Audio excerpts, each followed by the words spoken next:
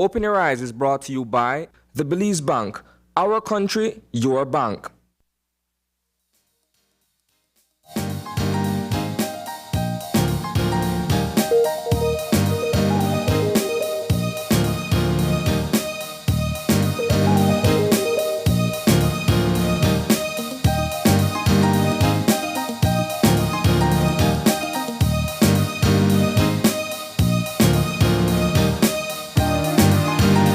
Good morning and welcome to Open Your Eyes. Start your morning right. I'm Marlene Cuellar. And I'm Asana Cayetano. Good morning. And thank you for joining us this morning. The 7th day of February 2022.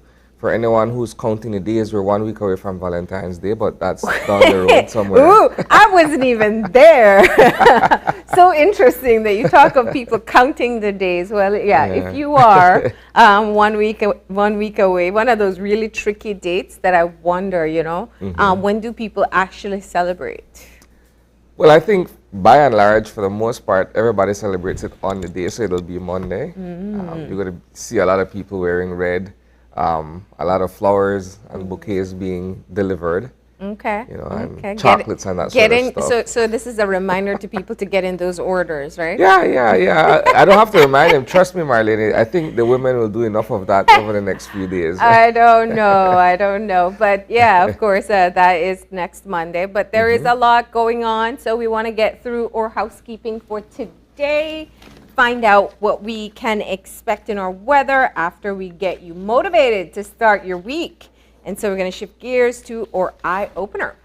And our eye opener taken from dailyom.com goes like this. While it's always important to honor what we've lost, sometimes a loss can also represent a chance for a new beginning. When we lose something that we cherish, the sense of emptiness we are left behind with can be overwhelming. A space that was filled, whether in our lives or our hearts, is now a void, and the feelings of pain, loss, and separation can sometimes be difficult to bear. While it is always important to honor what we've lost, sometimes a loss can also represent a chance for a new beginning. When we are ready, the void left by a relationship, a job, or a dream can then be viewed as open space that can be filled with something new. New experiences, new knowledge, new job opportunities, new dreams, new people, and new ways to grow. You are surrendering to the fact in life we sometimes have to let go and allow for what is new to enter the open spaces created by our losses. In doing so, you are honoring what has left you and welcoming the new into your life with open space, an open mind, and open heart. So the eye opener in illustrating the message speaks to three different things, right? A relationship, a job, or a dream. I think to me, the most poignant one would be a relationship, signifying a great loss, right? You get into a relationship, and over time, you're invested in being with that individual, in more cases or more often than not, trying to make things work. And for whatever reason, be it a lack of compatibility, be it whatever it may, it doesn't work out. And you either choose to part ways mutually and amicably, or it's a mess. Either way, there's a loss to be suffered, right? And we hold on to it, not only because perhaps in the moment we didn't really realize how much we value the relationship or being with that individual, but in the process of that separation, you start to realize, okay, how much this person actually means to me. And the fact that I may no longer have him or her back, you begin to realize, okay, you know what, this is a great loss for me. But the fact that you may not get that individual back into your life, as the eye opener says, creates a new space. So that if you were to look back and say, you know what, these are the lessons that I've learned from that particular situation, good and bad, I can now use this to strengthen my character, strengthen myself going into a new relationship. Yeah. And so that while you're dealing with that emotional pain of letting that go, you're also preparing yourself for what may come ahead that would allow you to be a better person. Yeah. I wish people would take that level of time to kind of delve into the positives and negatives of losing a relationship specifically, or losing anything that was important to you. And that's part of where my mind went when I was, there's this viral video that goes around, I believe it may be the actor Denzel Washington, who does a commencement speech. And he talks about failing forward. So when you fall down, fall forward. And I always think that's such a great example of when you have plans or goals or dreams or have things in your life that are really important to you and you lose them, that you have to see the opportunity in it. You have to see it as to how it got you this far, and then you're able to move forward from there. And that's kind of what when the eye opener talks about, you now have a space. Whether it's the loss of a relationship and you have to spend time alone to kind of dive into the whys, but you now have a space to be able to do new things, to maybe get back to some of the things that were important to you, do your own hobbies, or if it's a job, it's a new career path that can be pursued. If it's a dream, it means that you can perhaps dedicate more time to actually be able to achieve it. So there's so many opportunities that come from it. It's just being able to come to that point of acceptance that you did lose something along the way. And I'll tell you, either way, if you're looking at a dream deferred, a job loss, or the end of a relationship, there's always the hurt and the grief that goes along with it. Because imagine if you're someone and you have to acknowledge it. Yeah, certainly. Imagine if you're someone who's heavily invested in your career, and for whatever reason you get laid off or terminated.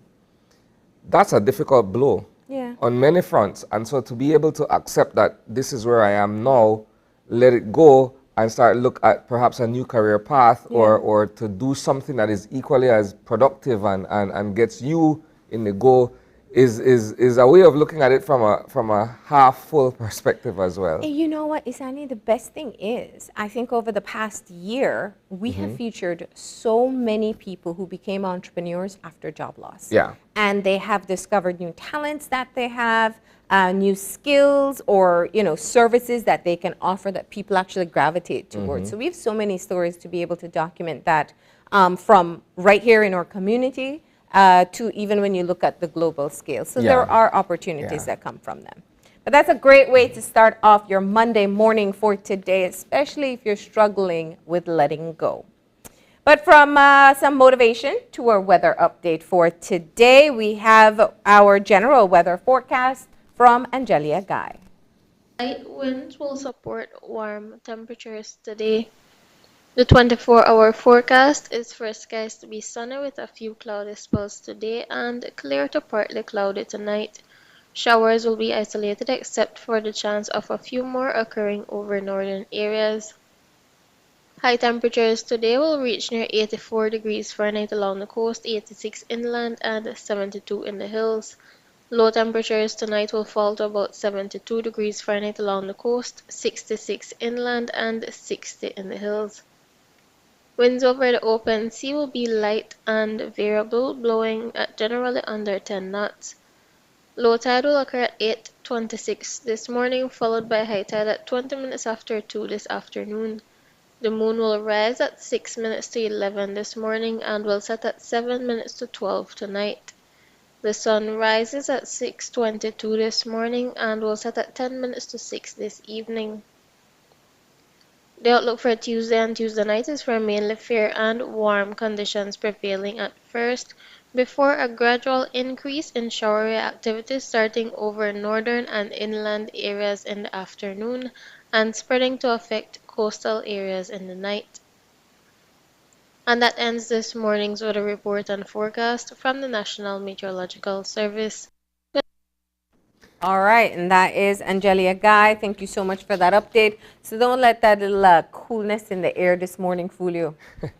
There's a lot of what seems to be unseasonal rain happening though. I mean, when you look at, the showers that we've experienced over the past few days and the fact that people are saying, well, this is not the time for rain. We've gotten over the rainy season towards the end of last year and we're still experiencing That's true. Showers. That's true. And we're gearing up for more by the Yeah. forecast this morning. By tomorrow, we should be seeing showers in some part of the country. All right. And so that's our housekeeping for this morning. There's a whole lot that unfolded over the weekend. So we're going to shift gears to Eye on the News.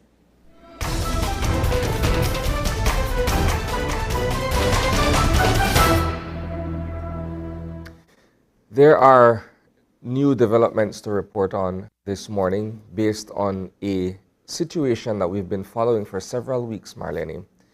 Of course, it has to do with Patrick Faber, his seat as the leader of the United Democratic Party, and what has transpired in Parliament in terms of his replacement as leader of the opposition as well. Now, it's a confluence of different things, everything coming together. You would recall that on Friday, at the House meeting, a piece of legislation was brought before the House in respect of GBV, gender-based violence. And it was unanimously agreed upon by all of those who were present at the House of Representatives on Friday. That is one aspect of what we would describe as a timely move by the government of the day to bring this forward and to keep the conversation at the fore. So that's one aspect of it. The other aspect is a very lengthy post by the fiancé of Patrick Faber, in which Dr. Shanika Arnold went into great details, perhaps even graphic, in terms of explaining her struggles with borderline personality disorder, right? And that too is a timely revelation, if I may, the coming forward of this young woman to explain her plight with this particular issue. So that is another one, and then we'll bring them all together and discuss it properly. But that's one. The other one is the letter that was written by Patrick Faber to the chairman of the United Democratic Party on Friday as well, in which he expressed several concerns in terms of the haste with which the party moved to, one, replace him as leader of the opposition, that's in Parliament, and two, to seek to have a convention on the 27th of March to determine a new leader of the United Democratic Party. And of course, in that letter, Faber mentioned that on several occasions, the chairman himself, Michael Perfit, has flouted the constitution of the UDP. And to an extent, an inference can be made that perhaps it's the same usurping of power, if I could use that expression, that happened in terms of Shine Barrow being elevated to leader of the opposition, because Tracy Panton had mentioned similarly that the UDP constitution is what should have been followed in that particular instance, and it wasn't. So that's the other one. The fourth one is that on Saturday, the National Party Council of the United Democratic Party also met, and this was in somewhat of an emergency session in terms of figuring out what needs to be done with this particular debacle the party is faced with. We know that at 9 o'clock this morning there will be a press briefing given by the chairman of the UDP, and he will perhaps definitively be able to share with us what's going to happen in the immediate future. This situation, I guess, has brought the topic of gender-based violence to the full forefront. It's once again in the spotlight. There are multiple angles from which we are looking at this whole scenario as it plays out.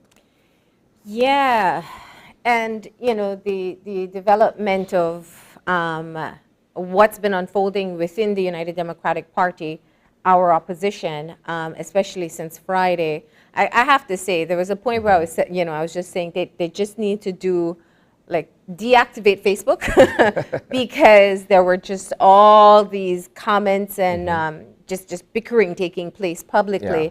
I think people were just glued into it because this drama is unfolding Yeah. as they unravel. But of course, I think the developments on Friday with the leaked information coming out that essentially Patrick Faber is saying he has not resigned as yet. He did give January 31st as the deadline, was very interesting.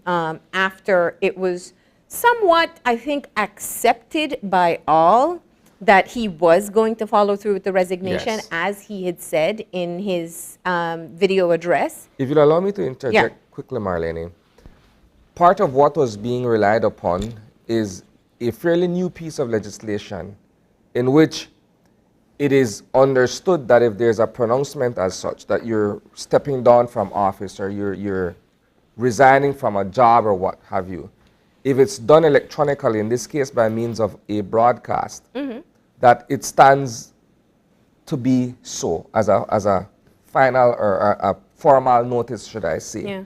So with that being said, they were of the, I say they, the United Democratic Party was of the impression that January 31st, notwithstanding the letter not being delivered, that on January 31st, that his tenure as the leader of the party would have expired.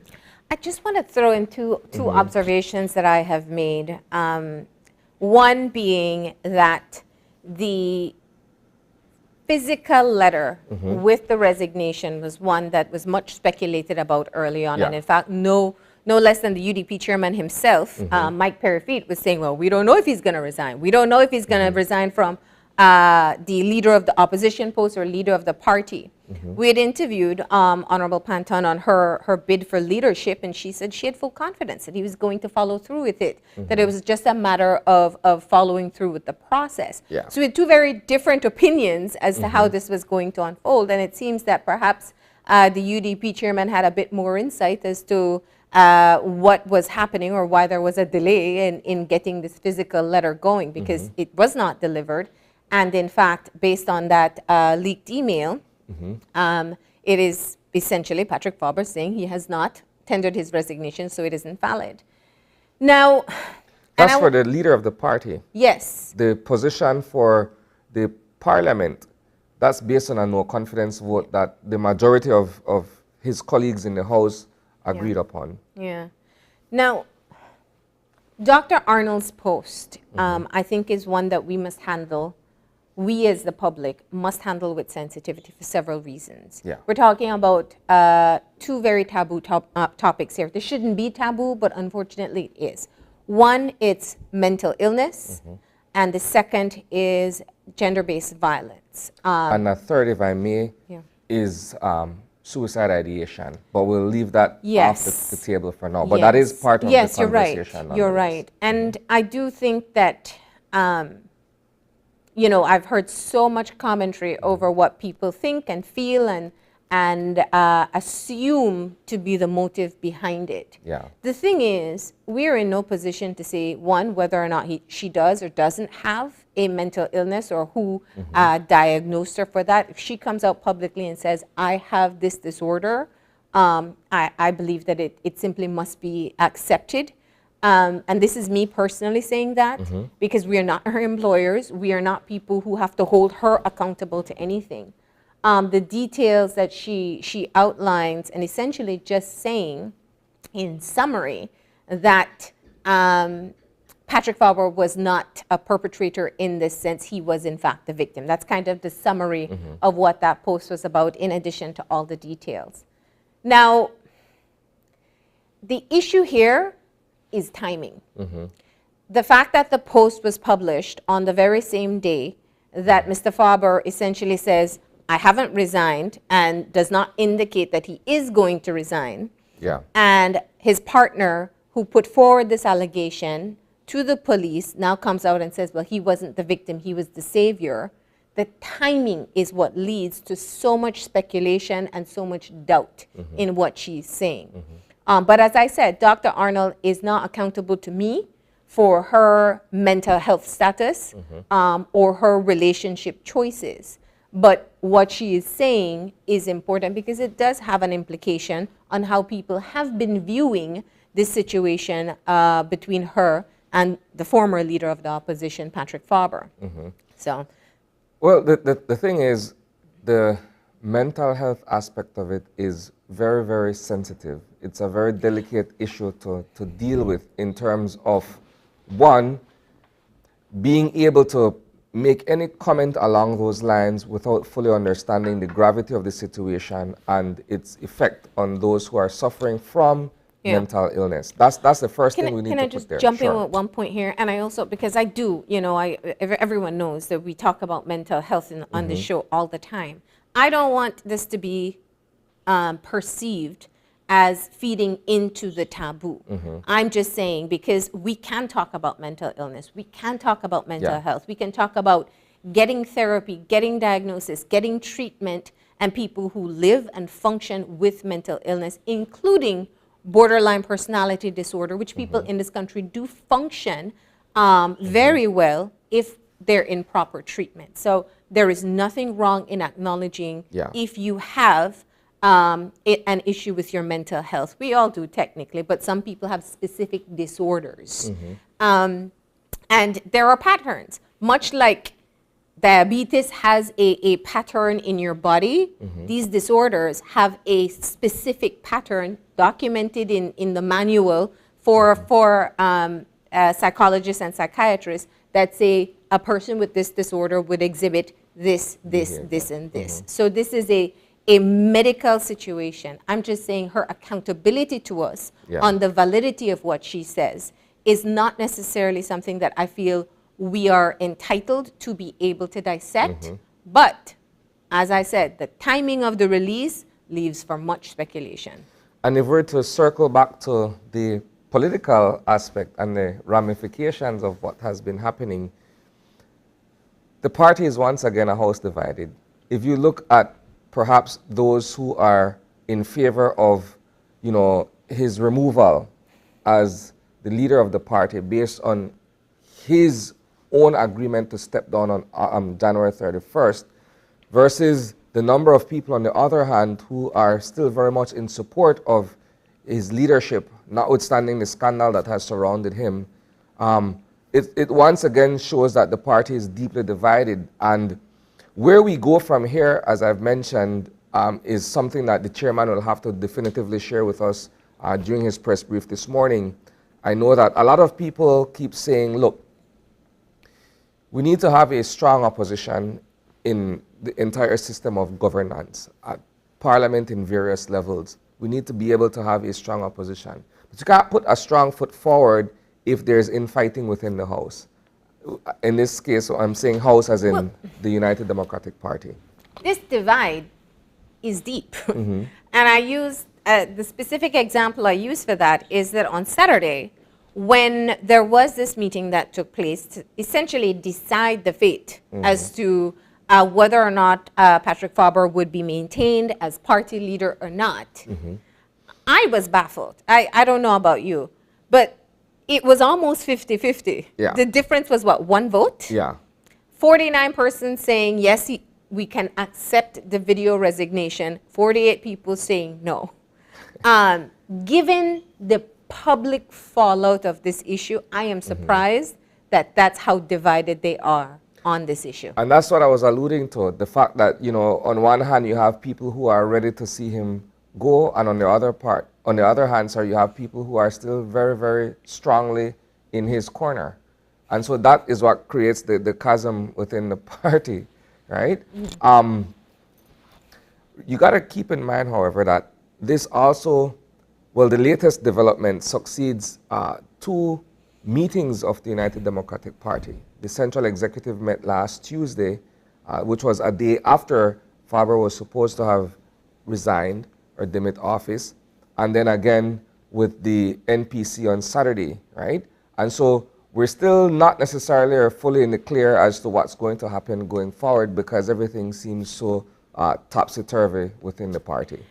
Well, what we do know is that vote, based on majority, now makes Hugo Pat the interim party leader And that's what has been reported so far, and that there is that press conference this morning.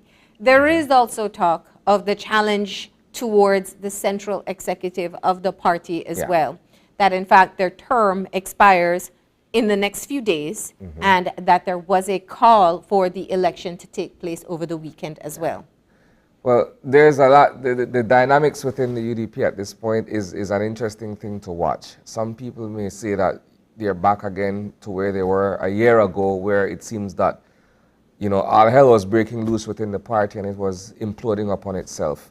We'll see what happens in the next few days as to whether or not there will be this new selection of the executive and what becomes of Patrick Faber. But well, I think the interesting question will be is if the current UDP chairman will respond to the allegations being made very publicly online about the fact that he resisted holding the election to be able to vote in a new central executive.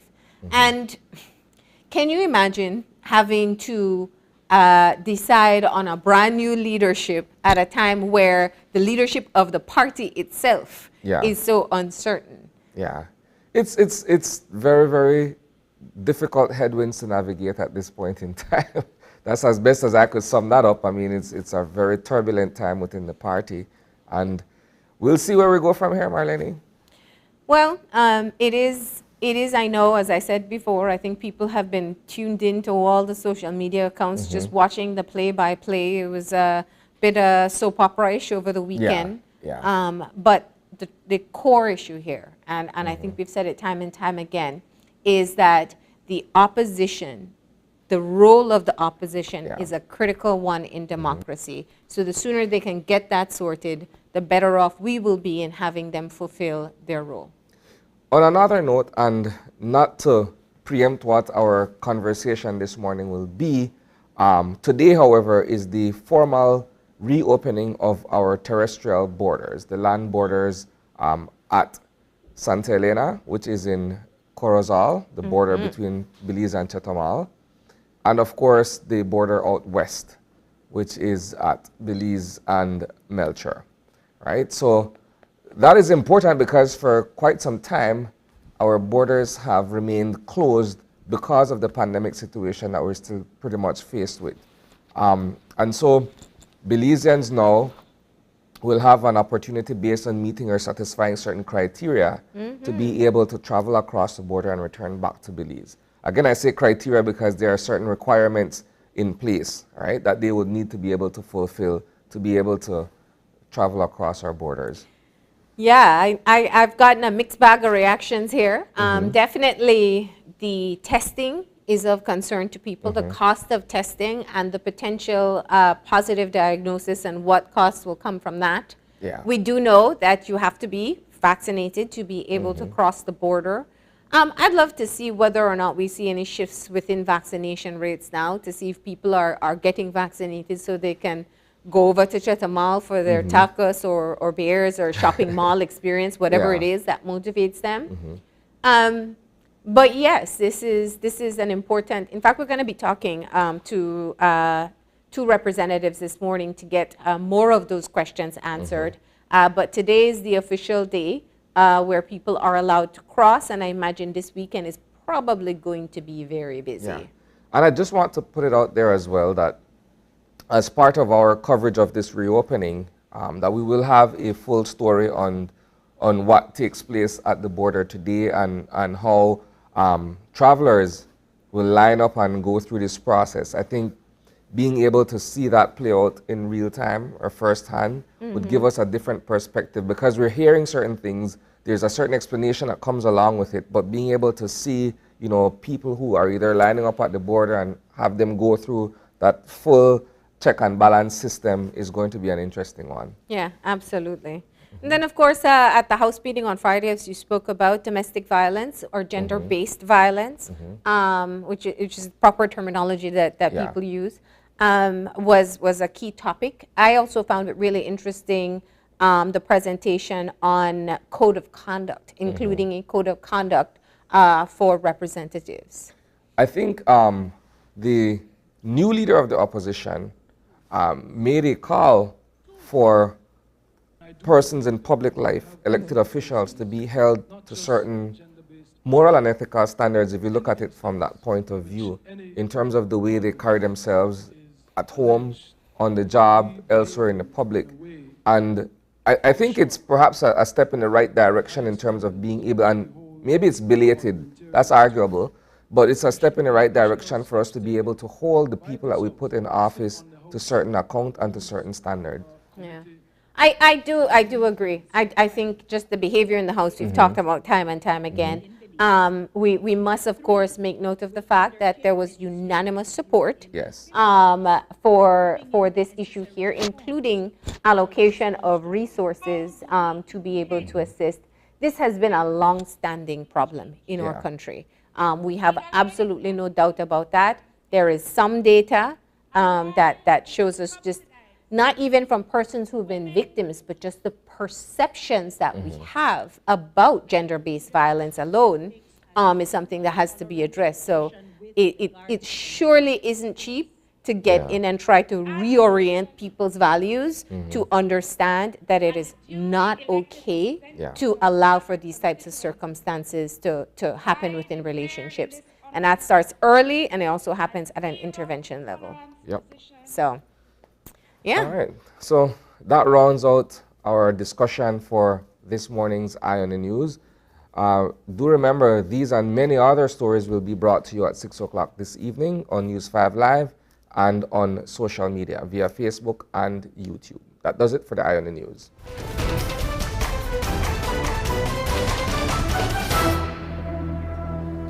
All right, and with that, we're going to get moving into our show for today. Our show for this morning, the primary conversation is with the CEO of the Ministry of Health and Wellness, and of course the Chief Executive Officer for the Ministry of Tourism and Diaspora Relations. As we mentioned earlier, our discussion this morning will be primarily around the reopening of our borders. So we'll get way more into depth in terms of how the processes will work and, you know, the eligibility for people to be able to move freely across the borders. That's right. And the second part of the show, we're going to be shifting from going out of the country to being able to travel within Belize. Let's Go Belizeing is actually a recipient or a participant of the Belize Tourism Innovation Lab project. And we're going to talk about how they are enhancing the knowledge of different destinations and tours and things to do around Belize and how you can access it. So that's going to be the second part of the show. All right. So we take this moment now to go to our first commercial, and then when we return, it's to begin our discussion on the reopening of the land borders.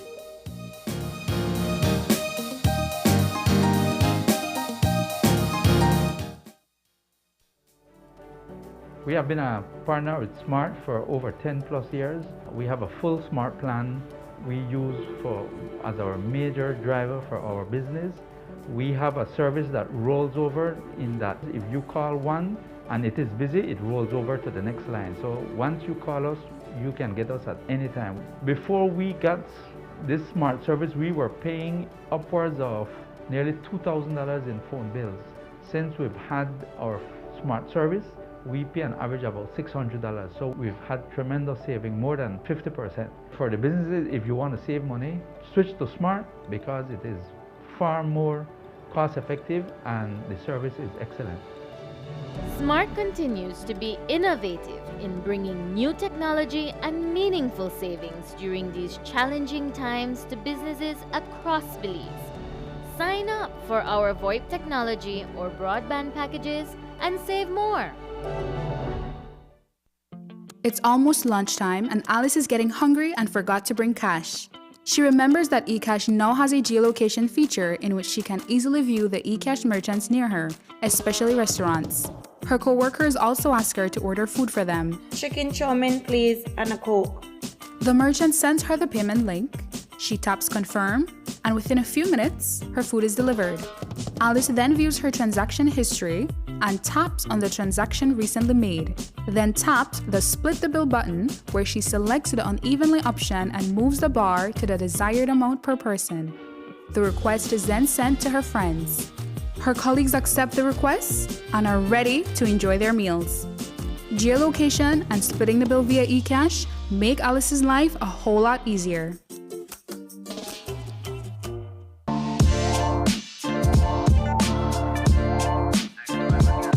Connecting people.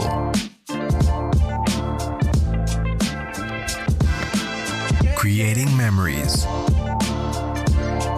Hey guys, so here we are at the Glaze Out Kitchen. I just prepared this amazing broccoli. Sharing a smile.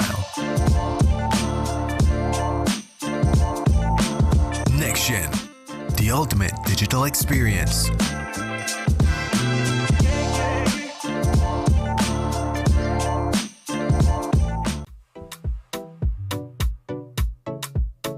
Why should you wear your mask? To protect myself.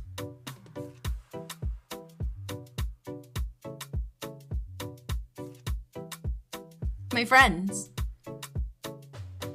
My family and others.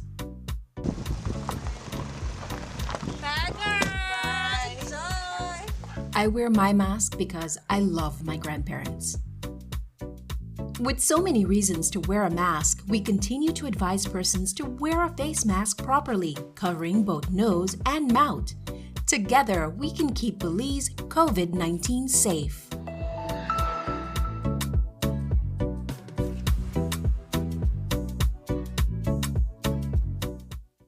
If you're looking for low-cost television advertising, have we got a deal for you? Advertise on Channel 5's Daily Classifieds. Channel 5's Daily Classifieds is one of the most effective methods for introducing yourself and your business to the community.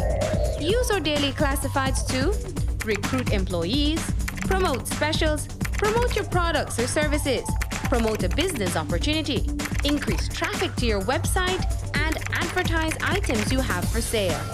Let us help you save valuable time and money. Call us today at 223-0146 or visit us at our offices on Pony Drive to discuss how we can help your business grow affordably. Channel 5's Daily Classifieds. Advertise today. When someone you love becomes a memory, the memory becomes a treasure. Channel 5 introduces the Daily Obituaries. The Daily Obituaries will broadcast all death and funeral announcements and memorials to honor your loved one's life and memories. The Daily Obituaries airs on Channel 5 prior to the evening newscast, with subsequent repeats at 10 p.m. and 12 noon the following day. It will also be placed online on our social media platforms, all for a standard package fee. Celebrate their lives and memories with Channel 5's Daily Obituaries. Honor in life and reverence in death.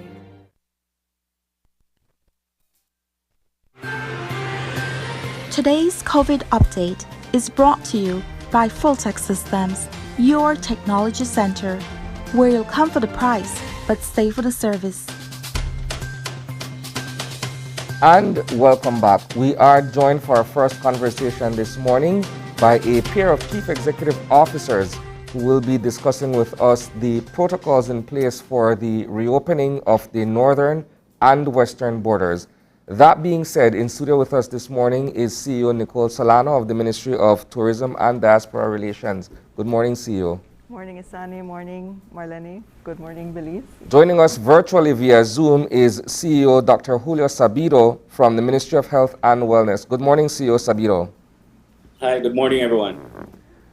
The reopening of our land borders, long in the making, I should say. A lot of people have been waiting patiently to be able to get the opportunity to travel into Guatemala and into Mexico. Let's begin by, first of all, sharing with us what the process has been like in terms of being able to agree upon a date and to be able to commence or to resume, the travel across our borders. Well, Isani, as you know, it's been almost 2 years. So next month will make 2 years since Belizeans haven't been able to cross either the north or any of our land borders. We were here about 8 months ago talking about the opening of the land borders for tourism. And now finally at the stage where Belizeans will be able to cross. So we're very excited about that today, and a lot of work has been put into making sure that we're ready to open safely. Yeah. My colleague, Dr. Sabido, the CEO for Ministry of Health, along with all of our other partners, we've been working very hard to flesh out all of the standard operating procedures and be ready for today. There's several agencies or ministries responsible here. Of course, tourism with the responsibility of border management, Ministry of Health because there are COVID protocols involved, and then there's also immigration that is involved in being able to process people as they pass. What is the area that is the most challenging? Well, let me say, first of all, the Border Management Agency is responsible for administering all of these agencies. So we manage the facilities at the north, the west, San Pedro and Punta Gorda. Right now we're focused mostly on the northern border because that's where the majority of the Belizeans will be crossing. We're talking about immigration, customs as well as BAHA. The health, of course, Ministry of Health. There's police and BDF as well at the border points. And I know I'm forgetting one. Who am I forgetting? Dr. Sabido? OIRSA? Yes, they're with BAHA. So all of the agriculture aspect is a part of the entry at the border points. When you're talking about seaports, Belize Port Authority as well is included. So all of these agencies have their own roles to play, and you ask the question, what is the most, or which would be the most challenging? It's more about being able to coordinate all of these entities because each of them have their role to play, which are very important in the exit and entry of people moving across border points. No? So in 2020, the terminology new normal came out, right? I think we abandoned it because this just feels like regular life. But the process of traveling across the border now is going to be completely different from what we used to do before March 2020. So this will be a first-time experience for people. How do we educate people as to what to expect when they get to the border crossing, especially land at the north or west? The biggest difference is the health requirements. So for Belizeans departing, they will have to have the requirement of the vaccination card, and that is a function of immigration. So before they actually leave, they'll have to show that they have their immigration vaccination card. Double vaccinated? Correct. Okay. In order to depart. Now on entry, that's where the biggest difference lies. Prior to being processed from immigration, they have to pass a health screening. So this is something I think that a lot of people are already accustomed to, right? We're accustomed to, like you mentioned earlier, the new normal. So they will have to, everybody who arrives at the land border will have to test on arrival. And so that happens before they get to immigration. Health will do their checks, they will do their screening, they will see to it that if the person stays for an overnight, they will go into a special line to test. If they depart and return within the same day, then they can pass without testing on to immigration. So that is the biggest change. So the testing is about same day travel versus overnight. It's not so much 24 hours. Because if I arrive 8 o'clock at night and I leave, I come back across the border 8 a.m., it's not 24 hours, but because it's a different day, I then have to test. That is correct. I think initially there was talk of 24 hours. However, it is not as easy to check for the hour that you departed and arrived. So health decided that it would be on the same day of entry and exit, or exit and entry.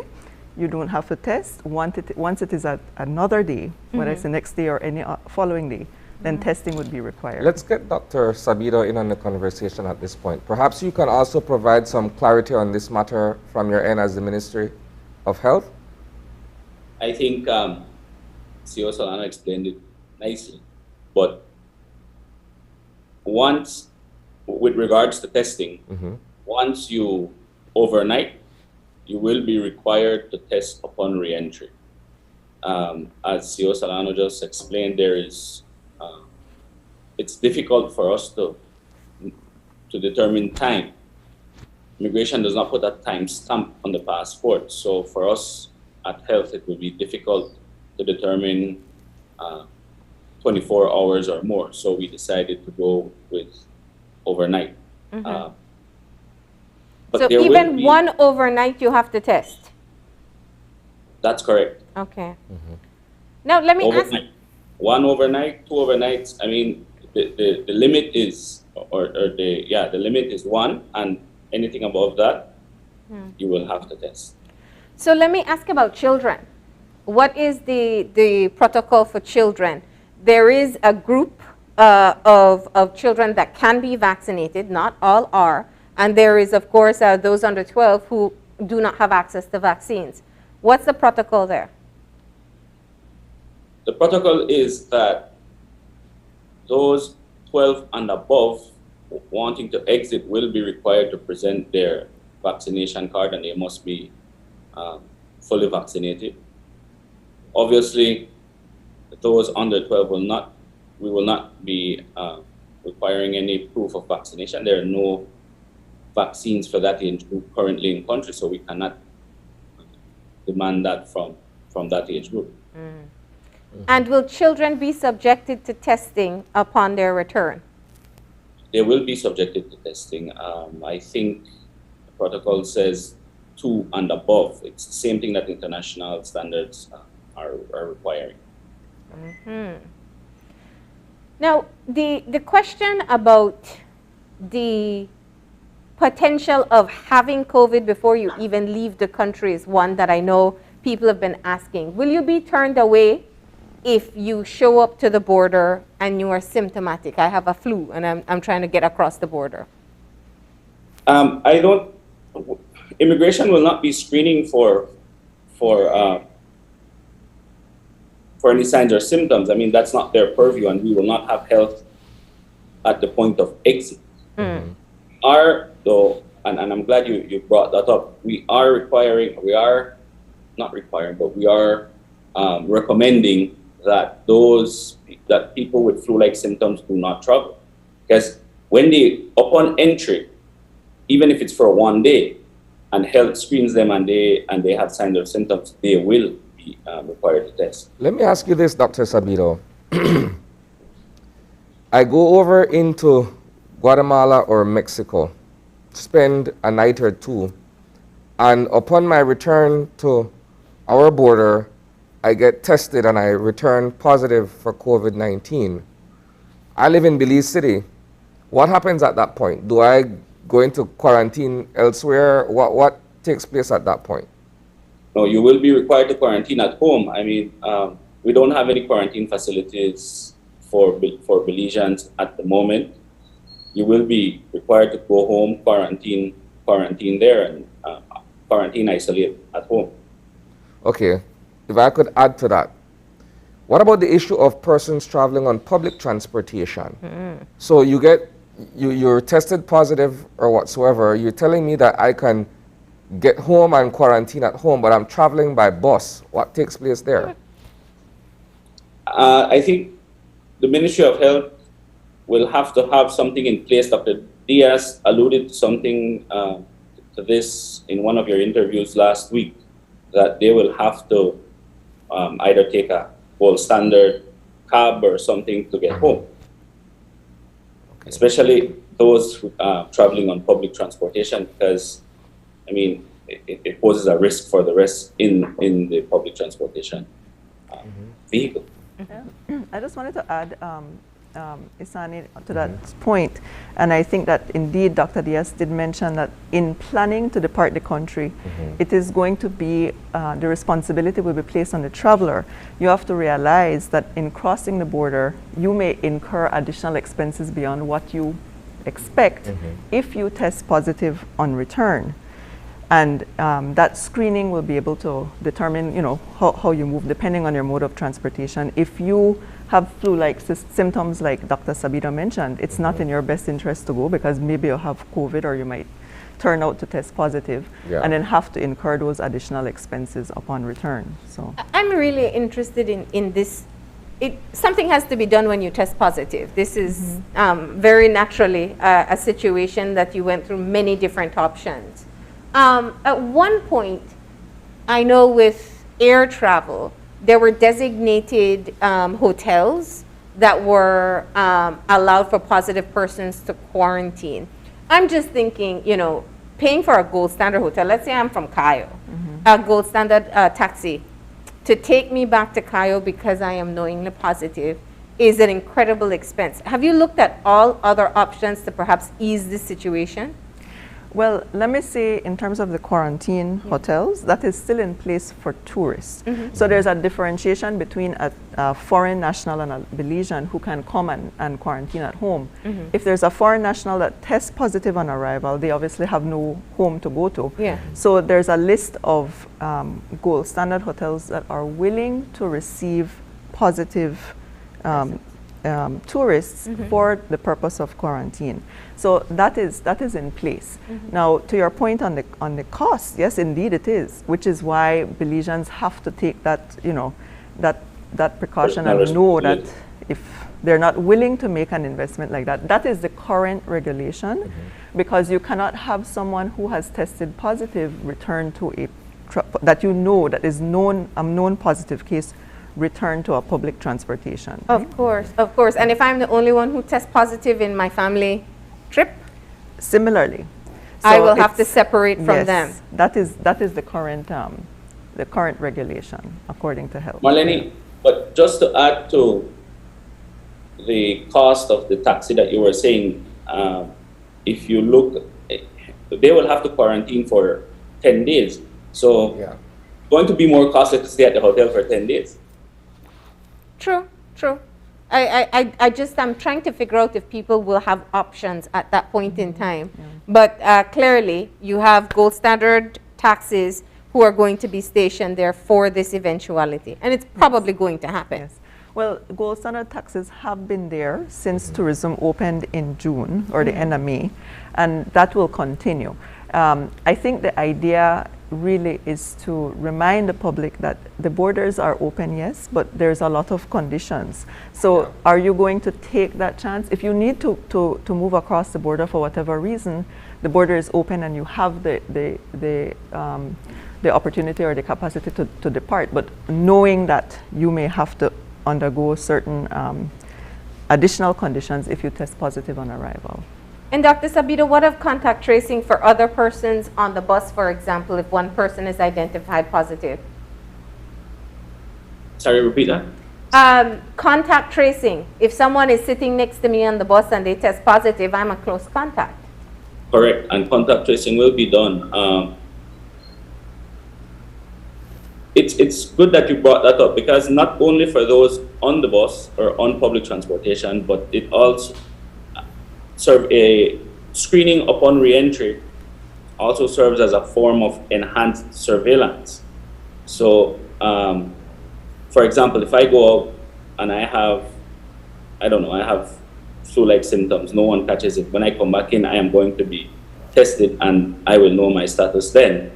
If I was sitting next to someone, then I will have, health will do that screening, which the questions are part of the screening, and they will be required to identify who was sitting next to them. The thing is that an endeavor like that, CEO, would only be practical if there's like a manifest where you have a list of the names of the passengers on board the bus. Because if I'm traveling through Orange Walk from Belize City and someone gets on the bus and sits next to me, I wouldn't know who that individual is. That's a perfect stranger as far as I'm concerned.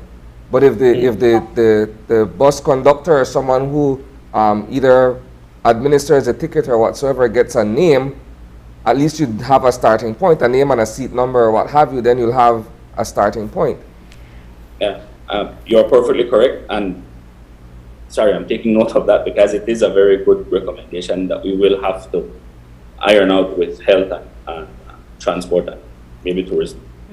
So I just wanted to mention, currently with local transportation throughout the country, there is no, and to Dr. Sabido's point, there is no surveillance. There's no testing.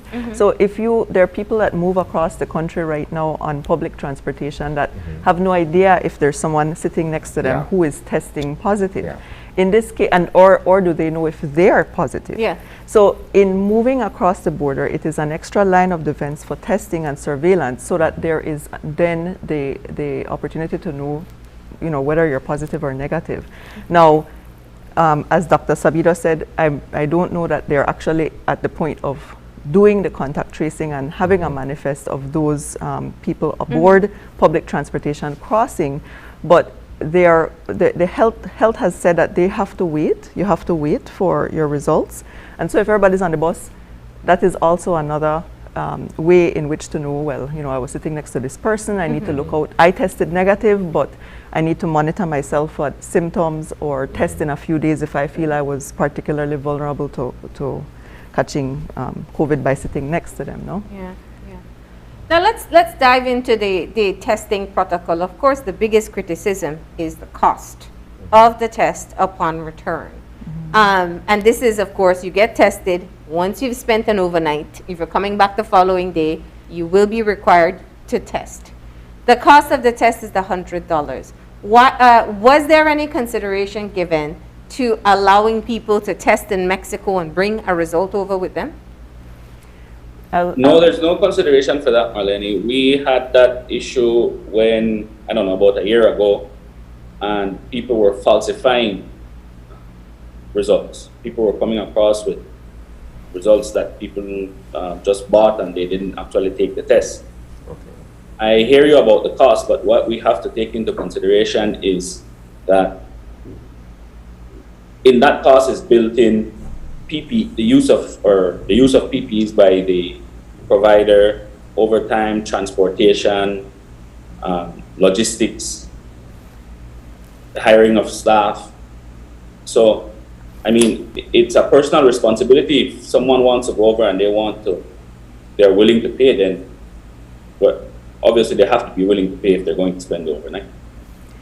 Is there, to you, Dr. Sabido, I think part of the concern, and some may say it's even controversial, is the fact that it's one particular provider who will be taking care of administering these tests at the border versus being able to get tested from any other medical company, if I could use that expression.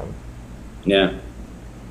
Well, this was put out to tender last year, Sani. And it was put out to tender to all those eligible. I think there were about 17 companies that were eligible to bid, and only two provided a bid at that time. You can't fault the process. The process was followed. All right.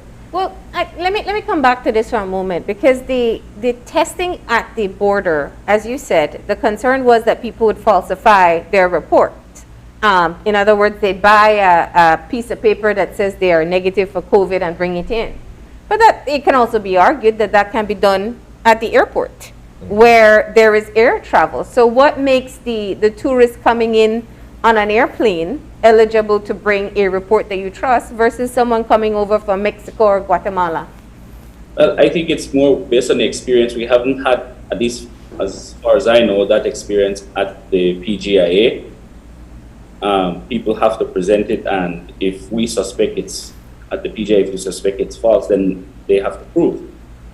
We have had those instances at the land borders, and not only one or two times. It's been numerous times that people have been caught with false results. I just want to comment that I think things will change over time. This is the case currently, and something that we have been trying to see what we can do is to standardize all the entry requirements across all border points. So PGIA has been open the longest, and even the protocols at PGIA have evolved over months, and they've gone back and forth depending on the situation with COVID. And I know that is one of the things that we want to see happen. We want to see the standardization of protocols, because it is confusing from a tourism standpoint. It's confusing for travelers if they know, well, if I come through this port, it's one requirement. If I come through another, it's a different requirement. So it is something that we want to eventually get at. I think Dr. Sabido's point is one that is important to note, that at this time, that is what is needed at the land borders, but it may change. As you know, a lot of destinations are removing testing requirements right now. it doesn't mean that Belize just follows suit. Belize has to look at its own unique situation and determine what to do.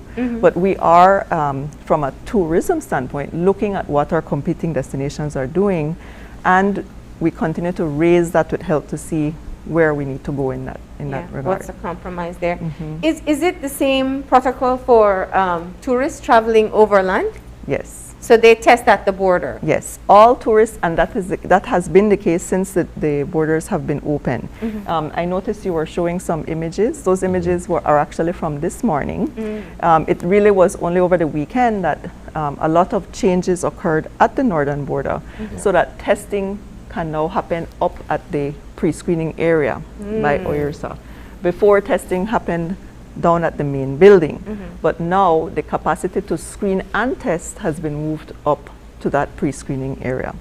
Everybody would need to test, whether you're a foreign national or a Belizean. The testing on arrival is standard across the board.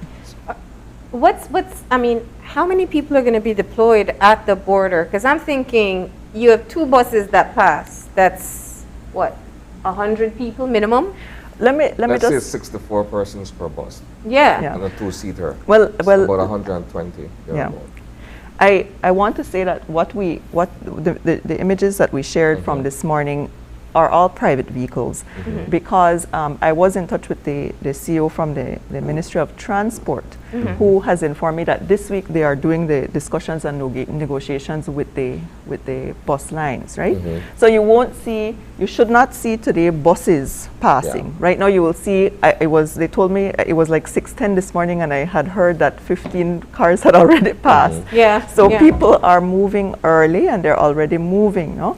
But we don't, I think we will have a couple days to test the system as well before you see that large influx of passengers. So public transportation isn't allowed to cross the border as yet? According to the information I have, that is being resolved this week.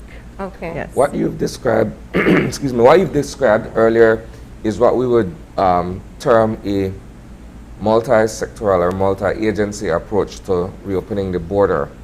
And you've discussed the tourism aspect, and Dr. Sabido has discussed the medical or the health aspect. What has been the conversation with your partners in terms of the Ministry of Agriculture, in terms of the Customs and Excise Department and the Immigration, in terms of the roles that they will play respectively? Well, I have been, we have meetings. So the last meeting that we had with all of the agencies was on Friday to really just go through what the protocols would be. As you know, the SI came out on Friday as well. And Immigration, I know, is very, very excited to have that flow back. And they are now no longer at the pre-screening area where they were over the last 8 months, but back in the main building. They are going to be the agency responsible for checking that Belizeans have their vaccine card to exit. So that is the only additional responsibility, if you will, for Immigration on the departure for Belizeans. Customs pretty much remains the same, as well as Baja. You know, they're checking for the same thing, police and BDF. Things have been slow at the borders. So now we're going to another level of activity, not yet at the level of pre-pandemic, but slowly increasing activity. And I think for the most part, the feedback that I have, everybody is excited and happy to see more movement at the border points. So let me just get some more clarity here with the allowance for travel across the border. We said fully vaccinated, which means 2 shots and 2 weeks of since your last vaccination. What about people who use the medical letter saying they're recently recovered from COVID, therefore not fully vaccinated? Is that valid? My understanding that yes, but Dr. Sabido? We are discussing that. I think we were going to finalize that tonight with the medical response team at the meeting, medical response team. But it is indeed fully vaccinated. Obviously, if you had COVID and you can prove it, then we will have to take that into consideration. But like I said, that will be finalized tonight. I wanted to clarify something though. Oh, You asked about the capacity of testing. It's my understanding that the provider will have around 18 to 20 people doing swabbing at the border, at the northern border. How many? 18 to 20. 18 to 20 on a daily basis. Correct. Okay. Now, you know, I hear you say, Dr. Sabido, that you'll be meeting, and I believe, CEO Solano, you spoke of transport also working out these details. I'm very sure viewers are watching and saying, you've had 2 years to figure out this protocol. What's the delay in being able to fine-tune all these details? Let's start with you, Dr. Sabido. Well, I think the delay is that this is a dynamic situation, Marlene. Nothing is written in stone, and as CEO Solano said earlier, this can easily change in the next 2 weeks, that we might either relax it or we might make it more stringent. But I think the long and short is that COVID is very dynamic. I mean, look at, we came from Delta, now we're at, I mean, we had Delta the last, and then now Omicron, which is, I don't want to say less, but it is more infectious, yet it is not as severe. Yeah. I don't want that, I don't want the viewers to take, misconstrue the term less severe, but for lack of a better term right now, it is less severe. But I mean, as I said, the virus evolves, and so our protocols have to evolve. No, I echo the sentiments of Dr. Sabido. Things are changing, Yeah. and I think that it is important for us to start the process. Yeah. We won't have everything perfectly in place in order to open the borders. So, as we know from when we opened for tourism at the beginning of, or the end of May, things changed, things evolved. We had to monitor the situation and make adjustments, and that will be the case now as well. I don't think that the intention was ever to just open the doors, you know. Yeah. It has to be a cautious, progressive opening, and that is what you're seeing. Are we relying exclusively on rapid results for COVID upon re-entry? As you know, the Ministry of Health has a process in place that if you are symptomatic, you get a rapid test, but you also get a PCR and isolate until you get those results. Upon entry, we are relying only on rapid tests, but you will be, so health will be there screening, and will, you take your rapid test if you're symptomatic, day traveler, I'm talking about. And they tell you, okay, you're in your private vehicle, you go home, you should go and do a PCR. But that will be when you get to your final destination, your town, your community of residence, right? To make sure and to rule out that it is indeed not COVID. It will be the same protocol, but we won't have, at least Ministry of Health will not have anyone doing PCR at the border.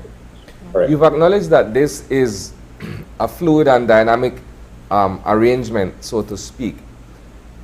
How would you grade your state of readiness at this point? I know that perhaps within a week or two, you'd either, as you've mentioned, relax or tighten the protocols and the measures to travel across the border. As we speak today, however, how prepared is the Ministry of Health and Wellness?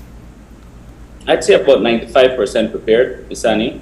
And as the days go by, whatever gaps we find, we will make sure that those gaps are bridged. We will close those gaps. Now, CEO Solano, tell us a bit about the travel that was taking place. There was tourism, but there were also exceptions made for medical travel, business travel. Just how many people actually traveled across the different border points in the past 2 years? So I just got those numbers from the CEO in immigration. The border, the borders, the northern border in particular, sees an average of 4,000 people per day, right? Prior to COVID. They are expecting that number to be about half of that right now that we're back. In the last year, since the borders opened, it was much less. We were under 1,000 people a day, and that includes Belizeans and tourists, all passengers. So we do expect that slowly the numbers will increase. That is the intention. From a tourism standpoint, we had a discussion before about how important the tourists arriving over the land borders were to our overall tourism numbers. With the change in the protocols now from before it was 8 to 4 on weekdays and 8 to 12 on the weekends, now the opening hours at the borders from 6 a.m. to 10 p.m. at night, we do expect additional tourism numbers through the land borders. Why curfew hours for the border? Well, I think it is really a matter for testing. The testing facilities have always determined or dictated the hours because you cannot enter if the testing isn't available. So those hours were predetermined when they opened only for tourists, 8 to 12 and then 8 to, on the weekends and 8 to 4 in the week. So now we have a standard 6 to 10 going forward. I'm sure that that will open. As you know, borders should typically be open 24 hours. Yeah. That was the case pre-pandemic, and I think that as time passes, we'll get closer and closer to those. Okay, so the curfew has more to do with giving the testing site a break in between. It has, I would say it has to do with all of the agencies and their preparedness and all of the extra measures. Yeah. Those can be contained within a defined period of time. So the idea, of course, is once measures are relaxed and things are flowing a little bit easier, then you'll probably see an increase in the number of hours. People have typically been allowed to depart outside of those hours because they don't require to test on departure. But for arrival purposes, they need to test within those windows. And immigration and customs, they're there throughout the right. So it's not that the borders close, it's more the availability Entry of the testing. into the country. Correct. Because you have to be tested. Correct. Or you may have to be tested if you're returning on a different day. You said that the daily travel is about 4,000 persons? Pre-pandemic. Yes. Yeah. Yes. Yeah. Yes. Close to it was on just a little bit under that. And if we return to those numbers, can we handle that with testing in place?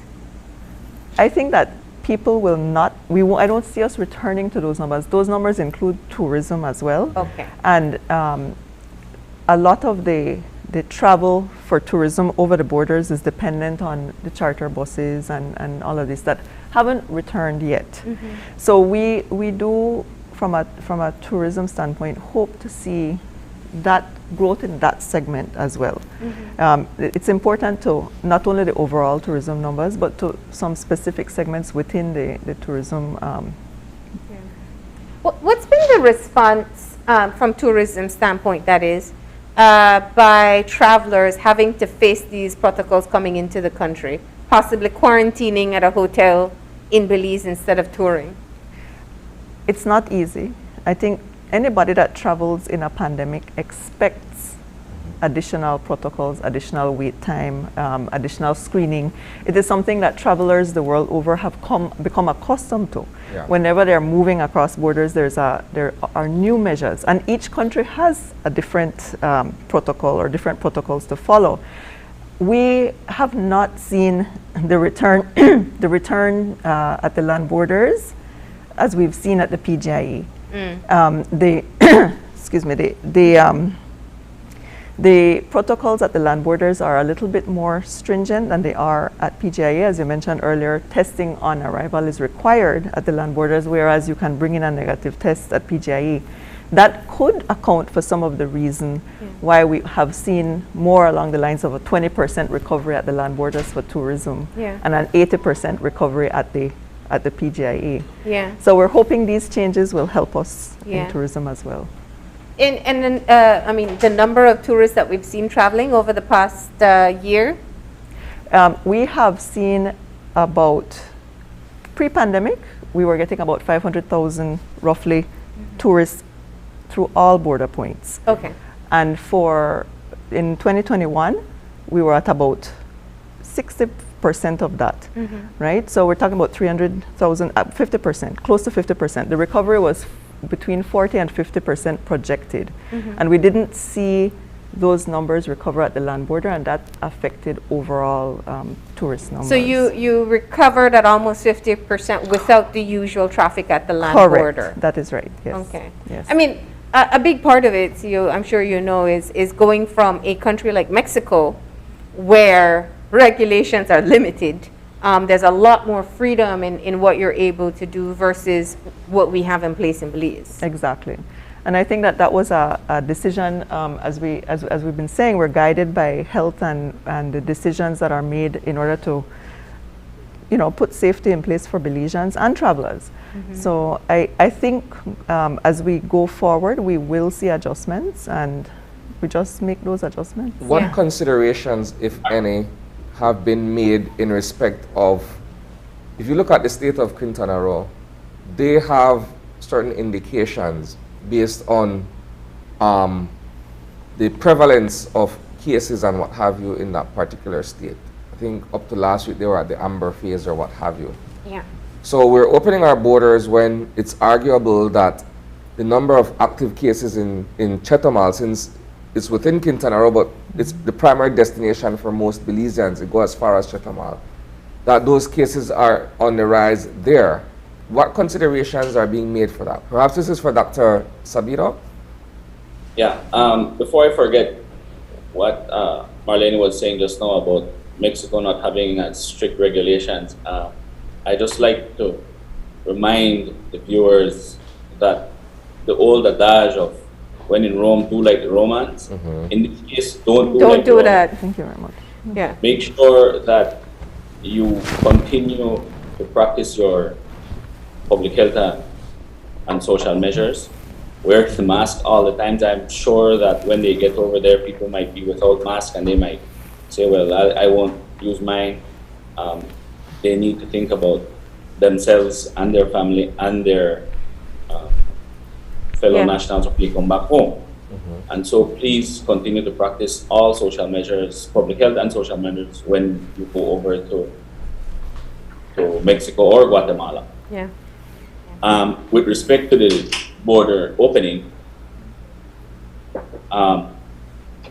with respect to the traffic light system that they're using, we're not using that. We were considering it. The medical response team evaluated it. We evaluated the one that was being used by the UK. The UK just, it showed that it didn't work for them. And I think it's not working for Mexico either. They're just reporting it, but they don't do anything about it. As you can see, our numbers, at least for Friday, the trend is that it's going down.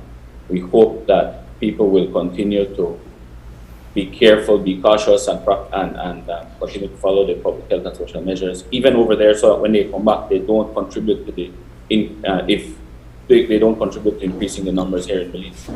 Now, I like what you said about, I love to know that you considered the traffic light system, and if I could just add there, I think there's one part in whether it works, but there's also the predictability that it builds in for the public and also for businesses as well.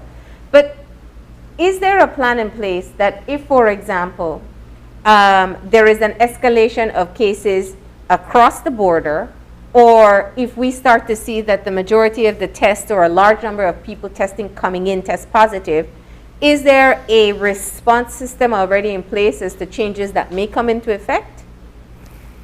I can tell you that the medical response team will write to the cabinet requesting that they revisit or they reconsider the border, or consider closing of the borders at least temporarily. There's the medical community is still requesting closing the border. No, I'm saying that if we see that happen, then I can tell you that the medical response team will advocate for us to close the borders, at least for us to get a handle on the infections. Well, I just want to add that when we were opening the borders for tourism, there was a lot of questions, a lot of uncertainty, and that's where we are right now. We're at a point where we're opening for Belizeans for the first time in 2 years, and so there will be a need to evaluate. I keep saying that because we can't predict the future. We don't know if there will be another wave, another variant. I mean, there's so much uncertainty. So the only thing we can do is to move forward day by day, step by step, to try and open. Thankfully, in doing that the last time around, we were able to safely open, and we did not see a dramatic issue, right? Yeah. So we're hoping that that is the case again. We're taking all the measures that we know we can take, given all the information and experience that we have. So I am very optimistic that it is a very important and good decision, and as things change, we have the opportunity to change as well. So what's the positivity rate at the airport? We are still seeing positivity rate very low. That hasn't changed. It was below 1%. It's still very low, and most of our tourists are coming in with their negative tests, and most of the cases that are found at the airport are Belizeans who tend to be the ones that are testing on arrival more so, no? Yeah. I mean, it's two different scenarios, Yes. because a tourist would, in fact, if I do my test in whatever state I'm from and test positive, I won't come. Correct. Yes. So that would be a very big difference between getting to the border and having to test there. And that was one of the things that we were discussing would have been the benefit of having people test prior to arrival. Right now, if somebody tests and they're a foreign national, the first response is to deny entry. So that would have been avoided if we would have been able to accept or have them test prior to coming to the border point. But because it's a land border, which is very different than at the PGIA, they can just turn around and go back, whereas you can't So just... if a tourist tests positive at the border, they're denied entry? That is the first response for foreign nationals. Yeah. But there is the Option. for them to do quarantine if that is what they wish. Oh, so they get a choice. Yes. You can go back Go into back. Mexico or Guatemala. Correct. Or go to a Yes. quarantine Yes. hotel. Yes. Yeah, that's that. And we haven't gotten any scathing reviews over that system as yet. I am not really. There haven't been. Remember, since the borders opened, there was a requirement for testing, and there have only been 1 or 2 cases that I am aware of, and they usually call right away that tourists must return. So it's very, very infrequent. Yeah, yeah. So let's get into some of the closing comments now. As you know, it is not sustainable for the border to be closed. I mean, this is a matter of being able to allow people to move around as they choose to, but doing so safely and keeping public health considerations in place. So let's start with you, Dr. Sabido. Your advice to Belizeans who will make that choice to venture up, and I'm sure you've seen all the criticisms and comments and concerns and questions. What's your advice to Belizeans who make that choice to travel across the border?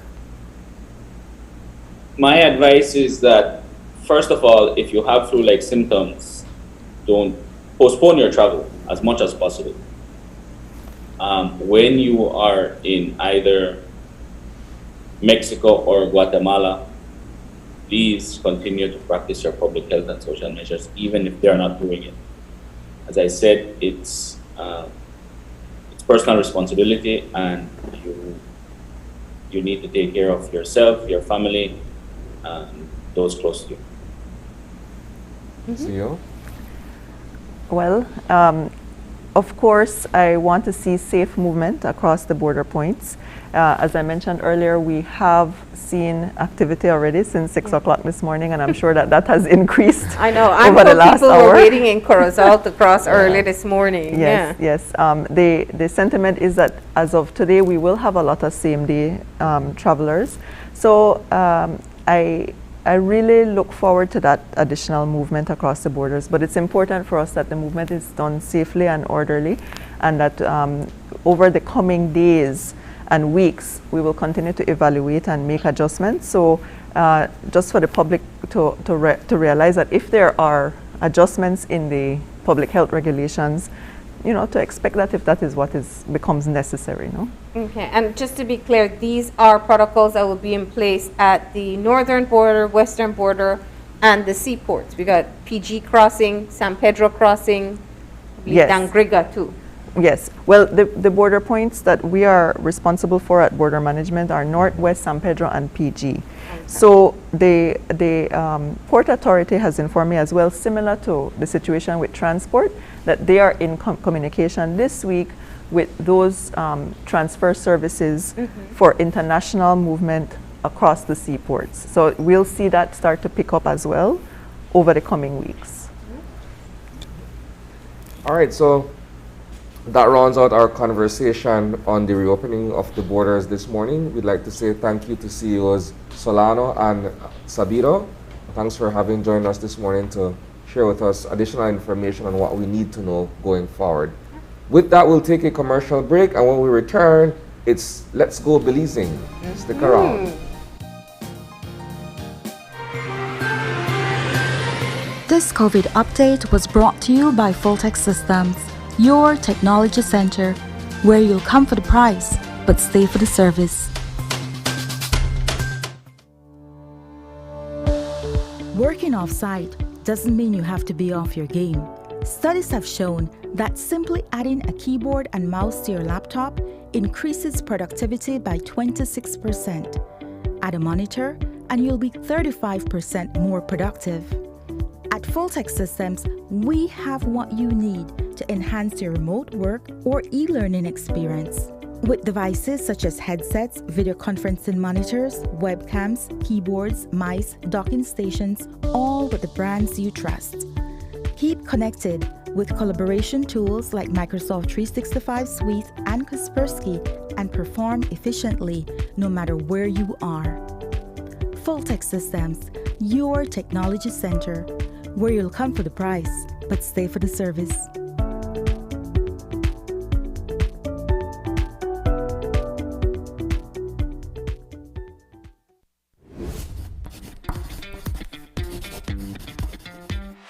The ministry is collaborating with SpeedNet Communications to have a vaccination campaign for children ages 12 to 17 years. Children who get vaccinated will get a chance to win fabulous prizes, including backpacks with supplies, Nintendo Switch, tablets, book tuitions, and MiFi with 3 months data. Only children 12 to 17 years old can participate in this smart and Ministry of Health and Wellness raffle. At vaccination sites, each vaccinated child, upon being vaccinated, will receive a ticket to place their name, age, date of birth, BHIS number, and contact information on, which will be filled out by a parent or legal guardian. The sooner a person vaccinates, the more chances he or she will have to win. Get vaccinated, Belize! Vaccination saves lives.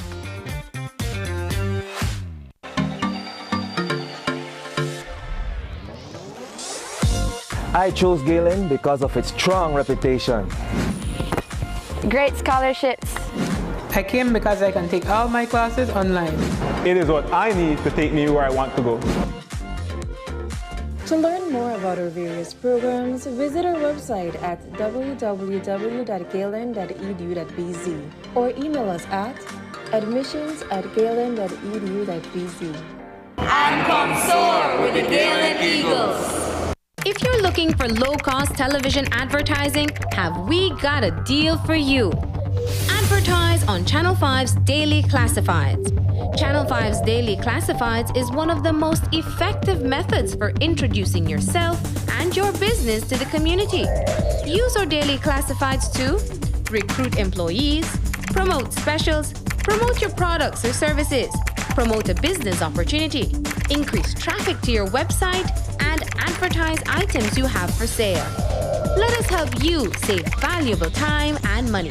Call us today at 223-0146 or visit us at our offices on Pony Drive to discuss how we can help your business grow affordably. Channel 5's Daily Classifieds. Advertise today. When someone you love becomes a memory, the memory becomes a treasure. Channel 5 introduces the Daily Obituaries. The Daily Obituaries will broadcast all death and funeral announcements and memorials to honor your loved one's life and memories. The Daily Obituaries airs on Channel 5 prior to the evening newscast, with subsequent repeats at 10 p.m. and 12 noon the following day. It will also be placed online on our social media platforms, all for a standard package fee. Celebrate their lives and memories with Channel 5's Daily Obituaries. Honor in life and reverence in death.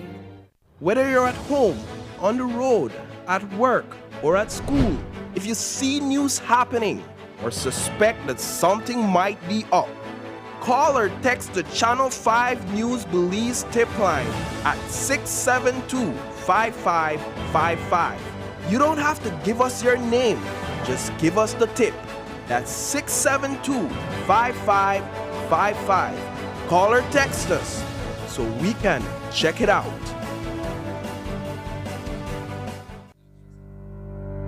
Reduce your risk of viral illness like the flu or the coronavirus. Wash your hands frequently with soap and water or with an alcohol-based hand sanitizer. Cover your nose and mouth when coughing or sneezing with a tissue. Throw away, then wash hands immediately. Avoid close contact with anyone who has the cold or flu-like symptoms. If you become ill, please visit your doctor or nearest health center and share your travel history. A health and wellness message from your Ministry of Health.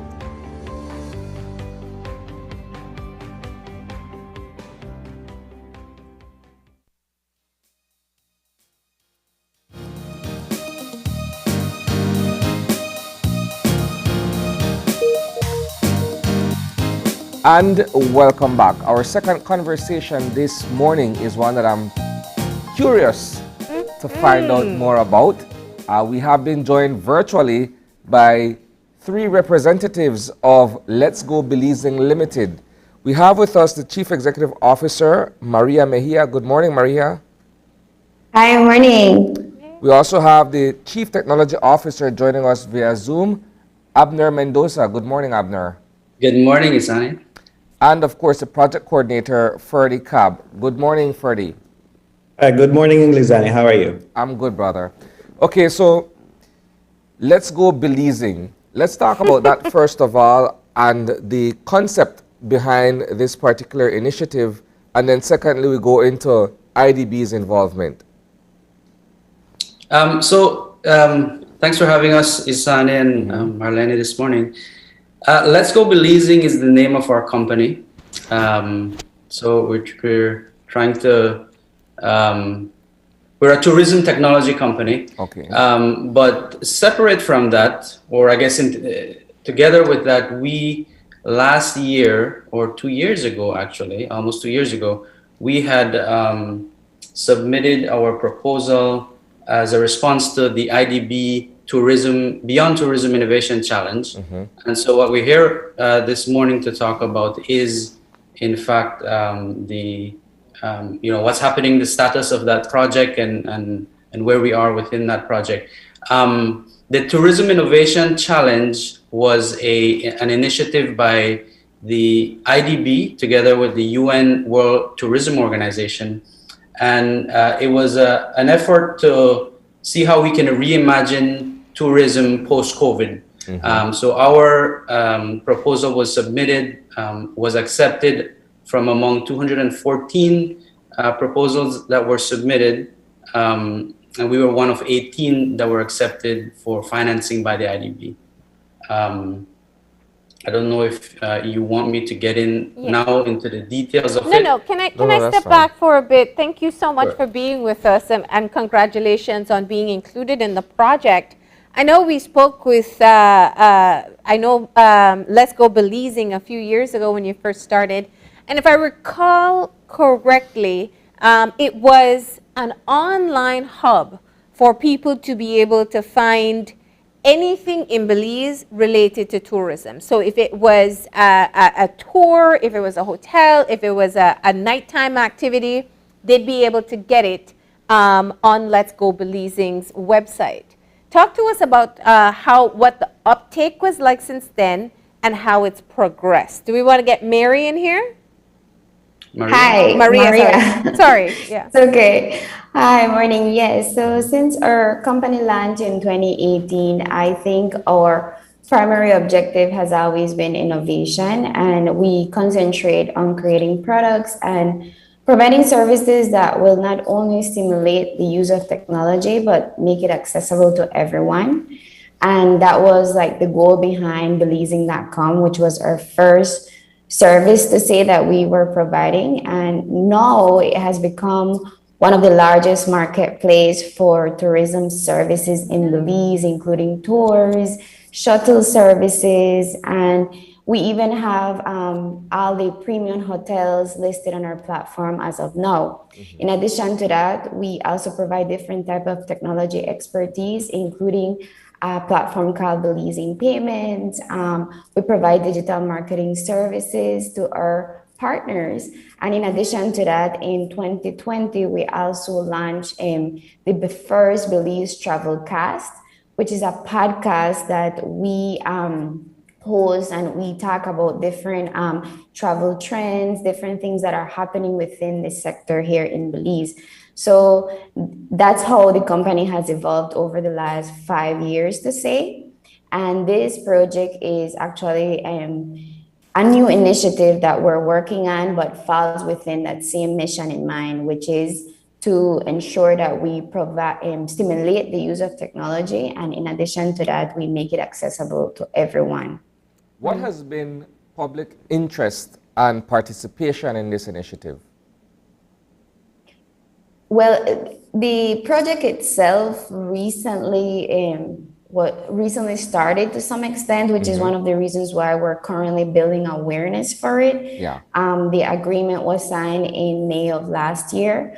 However, the first 6 months were spent mainly on getting all the prior conditions in place that are required by the donor agency, which is IDB. But the execution of the project actually began until maybe November of 2021. Yeah. So we're still in the early stages of execution. And one of the things that we are working on right now is a project launch video, in which the public will find out more information about the project. And in addition to that, they'll learn how they can maybe participate and help us get the project, bring the project to life. So this innovation lab, it gives you an opportunity, it gives you funding, one, but it also gives you the legitimacy for partnerships. And in fact, one of those partnerships is with the Belize Tourism Board. Ferdy, do you want to tell us a bit more about how that allows for an expansion in what you've already been doing? Yes, of course. Yes, Marlene, you mentioned that we do create and we will be creating more partnership. As in any project, it is important to bring in key stakeholders. One of the key stakeholders at this point is the Ministry of Tourism and the BTB.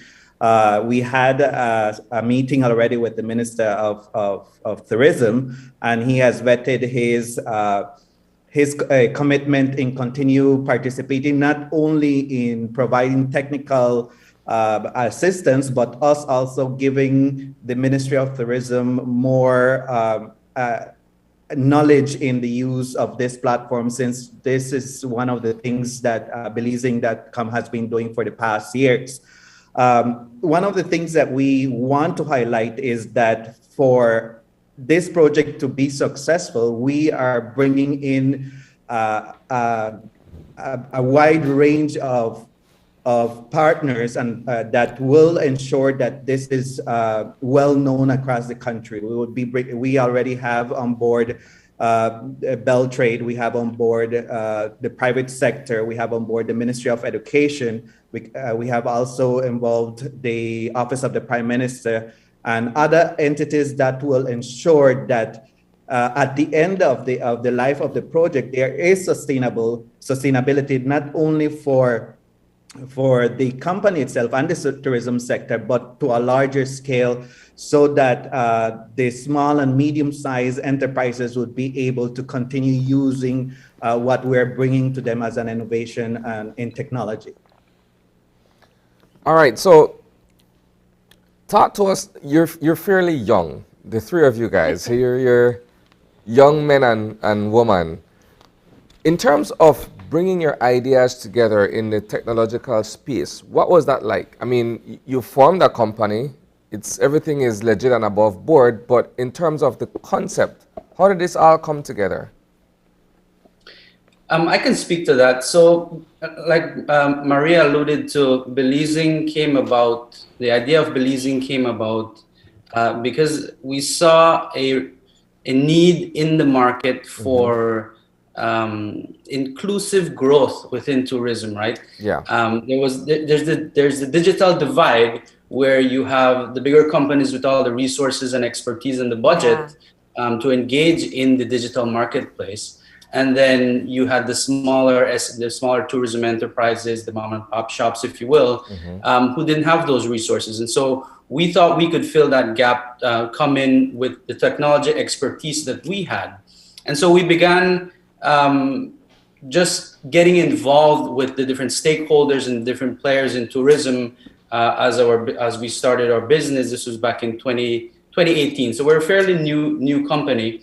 I want to take you back to a few years ago. In fact, I met Isani for the first time, and you don't remember this, at the BTB Digital Marketing Summit. One year that I attended. And it occurred to me that it was a really impactful event for us, and it was really a large part of what we were doing as Belizeing.com and what we wanted to provide to the more vulnerable stakeholders within tourism. And it occurred to me that, this is a great event, and one of the signature events of BTB, and it's something that we can continue to do online. Someone at that event actually said, well, how can someone far away who doesn't have transportation come here for a day? I mean, there's a lot of costs involved to attend an event like that. And it occurred to me that, okay, technology can solve this problem. We can go to them using technology. And at that time, the idea of webinars and online meetings and all that was not as prevalent as it is now. So we started doing webinars. In fact, we partnered with the Belize Hotel Association, and we started offering a monthly free digital marketing webinar. And we had really good response from that. And so as we went along, we learned kind of, how to manage getting people to participate in online training, just online webinars, how to make that connection within the stakeholders and the experts that are out there that can provide some useful information, stakeholders, actionable information that they can use and do better online. So that was the goal of that partnership with the Hotel Association. And then as the pandemic happened, everything shut down. There was a lot of displaced workers in the tourism industry. And so again, we partnered with the Hospitality Training Services. They had a brilliant idea of offering their services, their training. They have training that are through an international certified body, AHLEI, I believe, in the hotel industry. And so they had this brilliant idea, and then we just came across it and we partnered with them, and then we were able to bring our technology expertise, our experience from doing all those webinars all those months prior with the Belize Hotel Association. We partnered with Hospitality Training Services, and we had a tremendous response to that offer of free training online. It was in a span of a couple of weeks, sometime in April, May, June of 2020, just as we were in the middle of the lockdown. And so we saw, again, that need in the tourism industry, number one, that we're going to have to rebuild. But more importantly, there was a desire within the workforce to kind of upskill, build capacity, learn new things, because we realized that the digital transformation is going to have to happen now. Post-pandemic, everything is going to move digital. And so when we saw that, it just so happens, when we were doing that, it just so happens that this call for innovation proposals came out from the IDB. And so we looked at it and we said, okay, there was two focus areas, one on workforce development and one on environmental sustainability. So we thought we could do something innovative in that space of workforce development, because in fact, that's what we were doing at that time with those partnerships with the Hotel Association, with Hospitality Training Services. And so we realized that it was something we could do. And so we responded to the innovation challenge so that's how it came about, how we were able to send in a proposal that was ultimately successful. Now, as a group of young entrepreneurs yourselves, and what you're doing is, as you call it, you're marketing businesses who are offering services and products in tourism. But did you ever see yourself getting to this point? Of course. Yeah, that was always the plan? No, yes, of course. I mean, there's always, I mean, you know, from a business perspective, there is always, you know, we looked at it and we have a strategic plan of growth along the years. Of course, we didn't see exactly that it's going to come. I mean, no one could have predicted the pandemic. Yeah. And we didn't really see ourselves in this space specifically with the IDB grant and all of this. But it was always our mission of inclusive growth, of collaboration. I mean, from the onset of the business, we knew that to be successful, we had to collaborate, we had to partner with stakeholders across the tourism value chain, you know, and on every level, from the biggest companies to the smallest companies. It's all about collaboration. And again, and this project itself, I mean, to be successful, collaboration again is key, and really that's something that we've embraced from the beginning. So while of course we didn't see ourselves here specifically, there's always that vision of growth and that we're going to be. How integral has the Inter-American Development Bank been in terms of your collective vision, one, and two, your continued growth and development in this particular space? How integral have they been? Yes. Well, this project, this proposal was from 2020. In fact, they were on this show here with I think the two of you when this was released. It was many months of planning and detailed project, you know, detailed planning of the project to come to this point. And their team was very integral. They brought experts from all areas. They brought in experts to kind of help us with the project planning, contribute ideas on how different things could work within the project. So they were very integral in bringing us to this point where we are now launching the project or starting to implement the project and launching the project. Yeah. So number one, the financing that they bring, and then the expertise that they bring to the table was very important, and I think is going to make a huge impact in the success of this project and how impactful it can be in the tourism industry in Belize. So, you know, I want to bring it home for our viewers. We talked a lot about your own growth and the opportunity that comes here for those who partner with you. But even for viewers, it does become an opportunity for them to be able to seek services that they may need. If I want to go somewhere in the West this weekend, romantic weekend coming up, and I want to find something, your site is there to be able to help them. And it's not just the big name, bigger budgeted destinations and tours that will be on there. Do you want to talk about how this is a tool for Belizeans as well? Well, I think what you're talking about is Belizean.com, and that's great. The IDB Tourism Innovation Project, or the Belizean Tourism Innovation Lab, while yes, it is part of Belizean.com, and yes, part of the goal is to get more small tourism businesses involved on Belizean.com. I think the larger goal of this project is really workforce development within the tourism industry and how we can use technology to provide training to the workforce, to upskill the workforce for the digital transformation necessary for them to become more competitive, to give them that market intelligence that they need to be more competitive and ultimately to get more bookings online. So, you know, I kind of want to, I see what you're saying, but I want to kind of bring the focus back on what this project is about, which is workforce development, impacting the tourism workforce in Belize. Yes, of course. And so I think that if we're able to tell people what it means for them. So if I am a small service provider, how will I benefit from the project? One, I may be able to get the skill sets necessary, but how do I sign up and where do I go? I think Ferdy? I'll ask Maria to fill in on that. Yeah. Okay. Well, at the moment, in terms of the project itself, one of the results will be an online learning platform where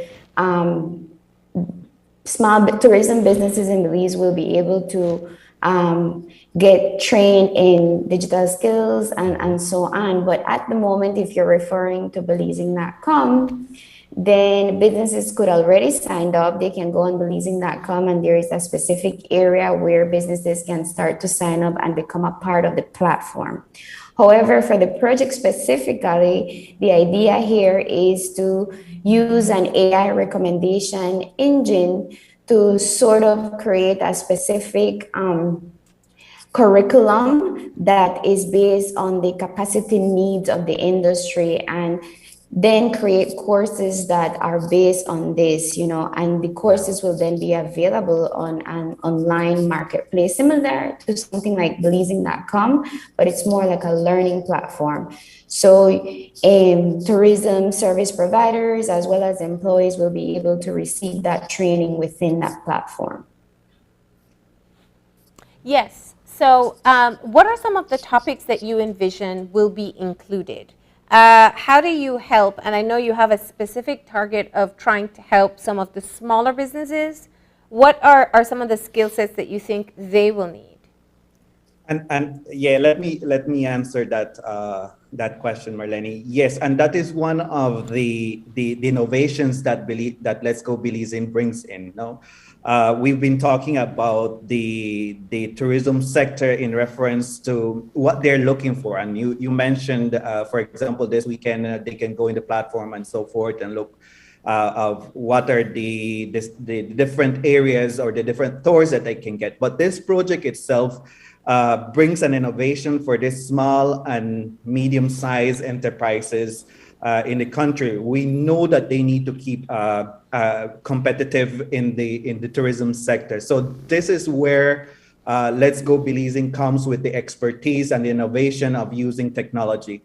There would be what they have at this point is the AI that my colleague mentioned, the artificial intelligence platform, where the project will come in and look at what are the trending topics, what are the tours that are a little bit more in demand and so forth. So there is where we go about designing and creating curriculums that are specific for the different small and medium-sized businesses that will meet their demand, and in turn building capacity not only in the workforce but also building capacity in the marketplace, so that they would know what to offer, how to be a little bit more competitive with larger businesses or with what the tourism sector is asking. And when we talk about tourism sector or the tourism, we're not only targeting the international tourism, but we are also targeting the local tourism, ensuring that these businesses will increase their sales over time, will be able to have better workforce development, and also giving the quality of service that within the tourism sector that is expected. So that's in turn how us as the executing agency will come in with this expertise of the use of AI, which is the artificial intelligence, with the data sharing, with the use of technology that could be under the fingertips, that they could be able to develop all these factors that will make them continue contributing to the economic development in the country. Have local companies gravitated towards this particular idea? Yes, of course, we've had already some partners, and that is one of the reasons we are also here, is to make a call to these small businesses and medium-sized businesses and tell them how they could be part of this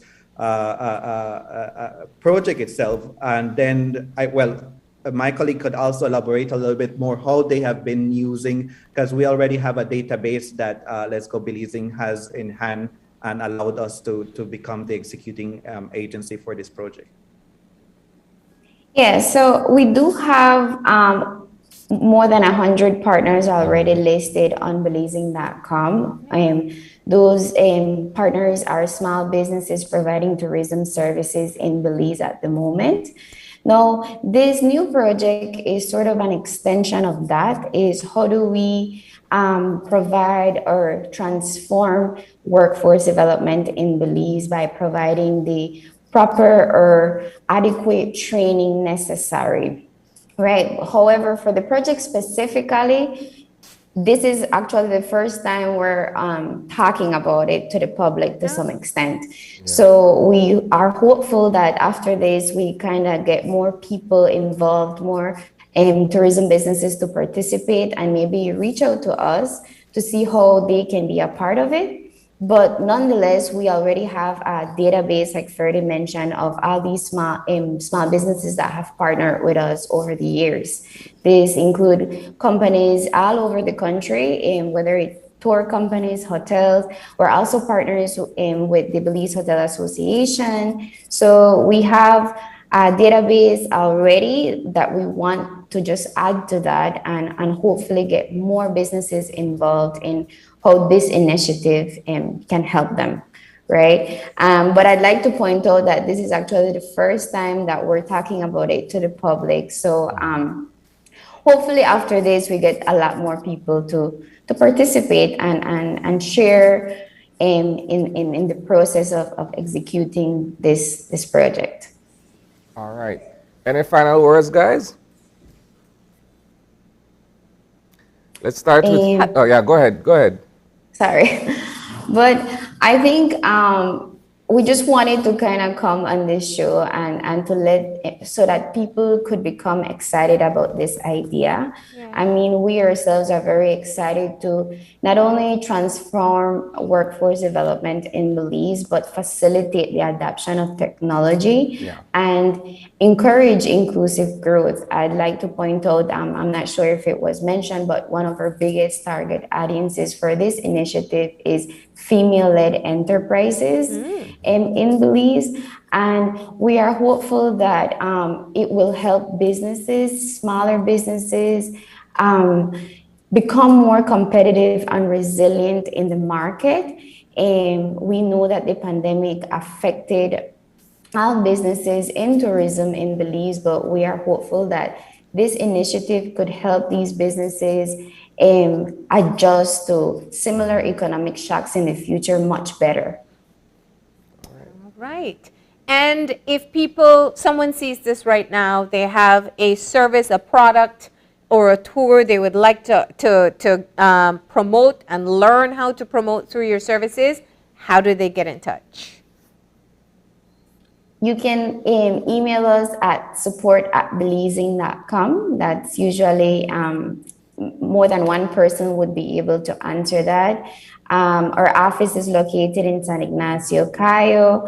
So feel free to just contact us via the email or via our Facebook page, and we will have one of our team members get in touch. Not only to assist you in maybe becoming a partner on Belizeing.com, but also how do you become a partner with us for this new initiative with the IDB Lab. All right.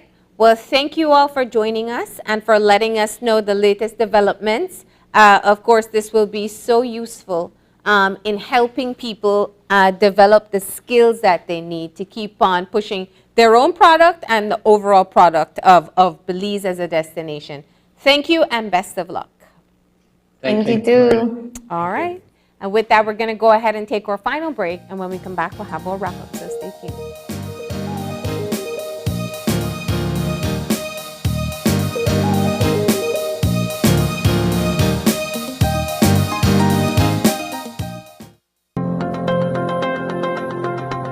Digi, the premier name in voice and data, is also the country's leading provider of innovative services and solutions for small business and enterprise. At Digi Business, we offer solutions, tools, and applications to support your business needs. Reduce costs, improve efficiency, and excel in a changing world where no idea is too big and no task is too small. From technology advising to design implementation and management, our team of qualified solution sales and specialists can develop a reliable and robust infrastructure, allowing you to spend more time on what matters most, your business. Visit us online to explore how DigiBusiness innovative products and solutions can help your business reduce costs and improve efficiency.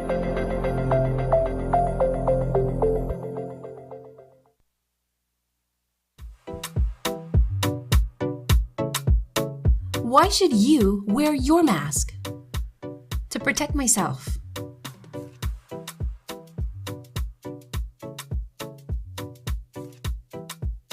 My friends. My family and others.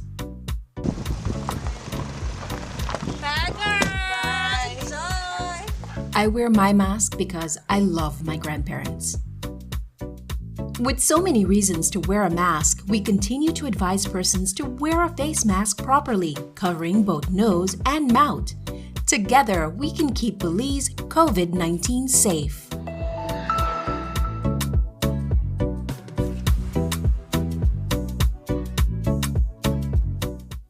Your life just got a lot less complicated with Belize Bank Contactless MasterCard Debit Card. Introducing our Standard Debit and MasterCard Platinum Debit Cards. Now you can make purchases anywhere MasterCard is accepted with one tap, pay and go. Your contactless card never has to leave your hands, especially in these times. And your card is embedded with multiple layers of security. Platinum card holders get to enjoy extra benefits like price protection, purchase protection, trip inconvenience, and luggage protection, just to name a few. Start enjoying a cashless lifestyle today with the Belize Bank.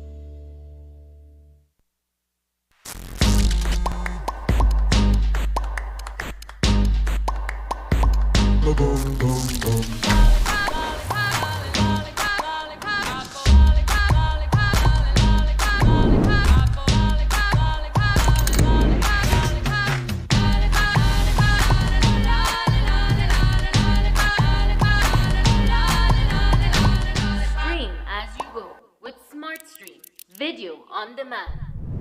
Coming soon.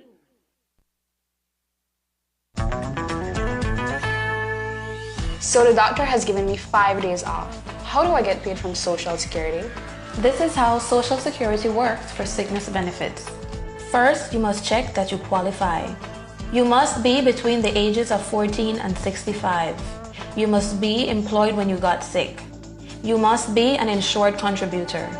Have made 50 paid contributions. Have made 5 paid contributions within 13 weeks immediately before getting sick.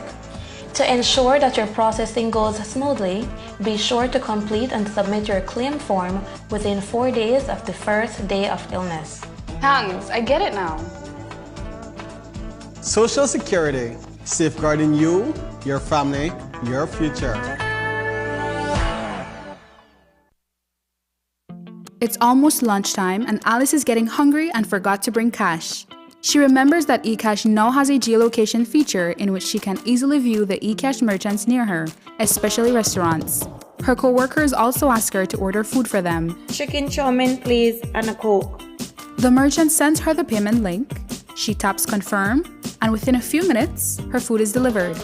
Alice then views her transaction history and taps on the transaction recently made.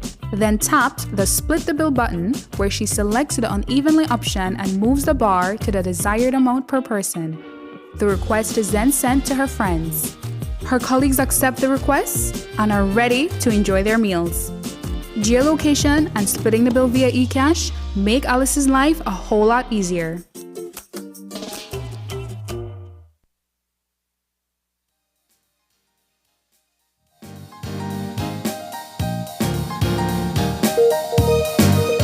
We're back. And the borders are open. That was officially. Are you looking? Are you planning to travel across the border anytime soon? Not quite, Well, I'll be honest with you. I haven't been across the land borders in so many years. Even before COVID. Even before COVID. Okay. That I don't miss it. But all the more now, if there's. Oh, that's happening now. That's okay. from, That's a live shot from there. Oh, okay. Nice. So there is, in fact, activity, a step up in activity for persons heading over into Mexico. Yeah. Well, you know, I mean, you know me. I love polling people. So I was asking all of last week, and I got stories of, you know, some people who said they were going to overnight in Corozal so they could get early to the border and get over. As you can see, there's a line, at least of vehicles, of traffic at the border itself. You know, I don't have a trip plan. To me, I think that's way too much, you know. Red tape to go through, especially if you're going across for leisurely purposes. All relaxation would be gone by the time I have to come back in and join a line to test or worry about exposure with people there. But that's just me. Other people, and especially people who frequently travel across the border, have been looking forward to this. Well, it's here now. Yeah. My question is, Marlene, so it's 6 to 10, essentially, you'll have in order to test if you're returning back into the country, right? At present, our nightly curfew is set for 11 o'clock, right? So in theory, one can head out to Chetumal as early as 5 a.m. And be back by, let's say, around 9 o'clock. Which would be sufficient time for one to conduct business or do some shopping or what have you. Watch a movie. Watch a movie. Well, if you want to catch the daytime stuff, right? But as you've mentioned, the processes, everything that you have to do, perhaps it would be best to go for a few days, but then when you come back, you'll have to have that extra $100 to pay for your test to come back into the country. And make all your arrangements should you come back positive. And pray you don't test positive. That's the part. And I wanted to make that distinction this morning because the difference between if I travel to Texas, for example, if I go to Houston and I'm traveling back, I'll get tested there. If I test positive there, I am going to have to pay to stay in isolation because I can't travel until I'm negative and able to return. So the likelihood of testing positive at the PGIA is less. At the border now, you don't know your status until you get to that border, and then decisions have to be made. So, you know, if it's something that you have missed, if it's something that is important to you, there were some medical reasons that people weren't given exemptions for, maybe because it wasn't urgent care, that they can now go over, get medication if that's what's necessary. So those are important steps that people have to take. But the way I look at it, it is one more step in kind of stabilizing in what living with this disease will look like, because you can't keep the borders closed forever. And I just hope that there is a lot of care, a lot of surveillance in looking at the trends. Because if we look at 50% testing positive coming in, I'm just throwing out a number, it may never happen. Then at least I'd want us to know that the thinking of what the next step will be would be ready. Well, I think for everyone involved, it's a level of responsibility, both from the policy, the execution, and of course, we as travelers who decide that that's what we want to do is to go across the border. You know, there's a responsibility across the board. You said that, and I just have to say, what I'm most curious about is seeing how we Belizeans behave across the border when there is no mask mandate being forced, and there is, because you know, it isn't necessary. We live with the reality here, and I like that Dr. Sabita said it. You know, please don't go and do like they do over there. The masks help us here. You can do it there. Physical distancing helps us here. So it reminds me of the idea. It reminds me of the idea of littering. People freely litter here, this notwithstanding the rules and the regulations against that kind of a violation. When they go over into Mexico, they abide by all the laws there, right? They don't throw garbage here, there, and everywhere. Find a receptacle. So in that context, I mean... It's like flipping it now? There's no mandate for them to be able to wear a mask. Certain things are relaxed. So they're going to go into that environment, and then that's going to be that. Well, it's a choice. It's a choice that people have in traveling, and that has to be respected. I think the public health measures are in place to kind of keep control for the larger population. So that's where it is. Of course, our team is at the border monitoring how it goes for today, so you can look out for that report at 6 p.m. tonight. All right, and the final conversation we had this morning, or the second conversation, was with Let's Go Belizeing. Yeah. And they brought an update as to where they are in respect of the ongoing Innovation Lab project with IDB. Yeah. And I think it's commendable that you have a team of young men and women who are working together to bring technology to the forefront of tourism. Yeah, and they utilized it before for their own website, and now they're looking at how to get others the adequate skills, or how to collect data, especially to be able to use for further education. So kudos to them, and of course you can look out for more information as they officially launch their Let's Go Belizeing Limited. All right. All right, but we got to wrap up the show. We're out of time. If you'd like to contact us, send us an email at oye@channel5belize.com. You can find us on Facebook at Open Your Eyes BZ and on Instagram at OYEBelize. And remember to tune in tomorrow morning at 6:30 when you open your eyes. To start your morning right. Until then, keep your eyes, your mind, and your hearts open. We'll see you soon. Enjoy your day, please.